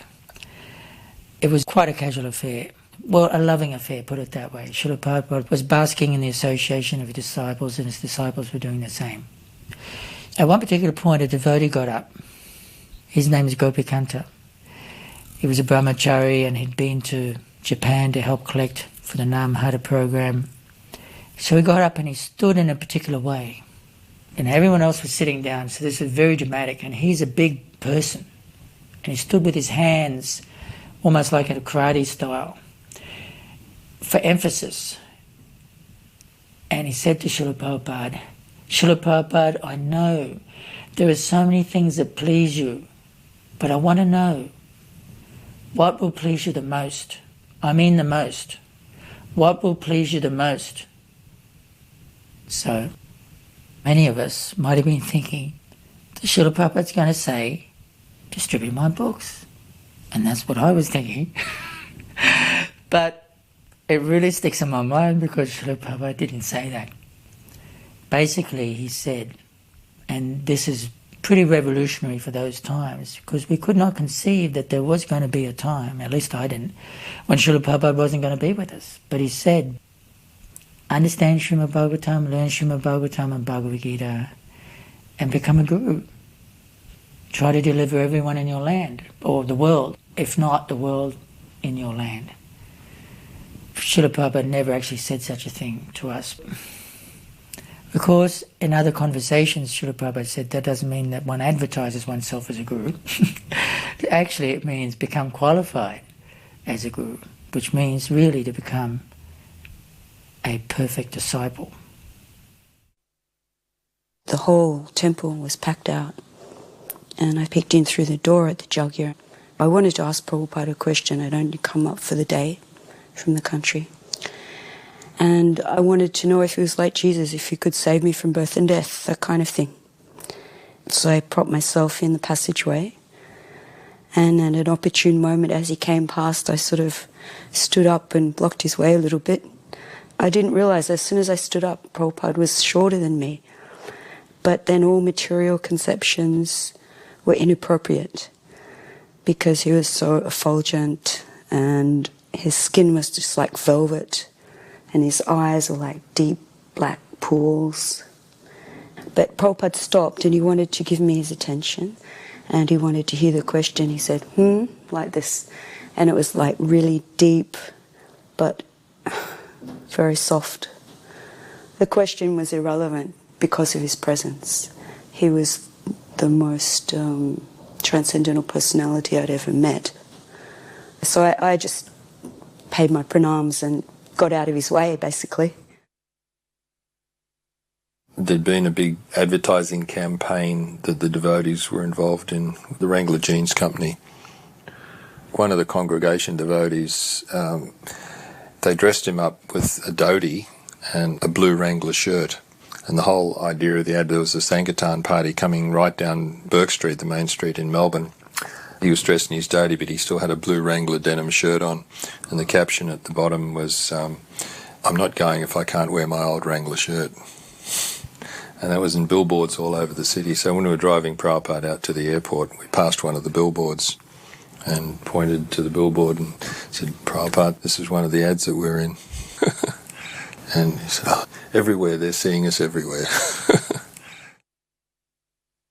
I was working for the national airline Qantas in Sydney, and Prabhupada came through, actually on his way back from Melbourne.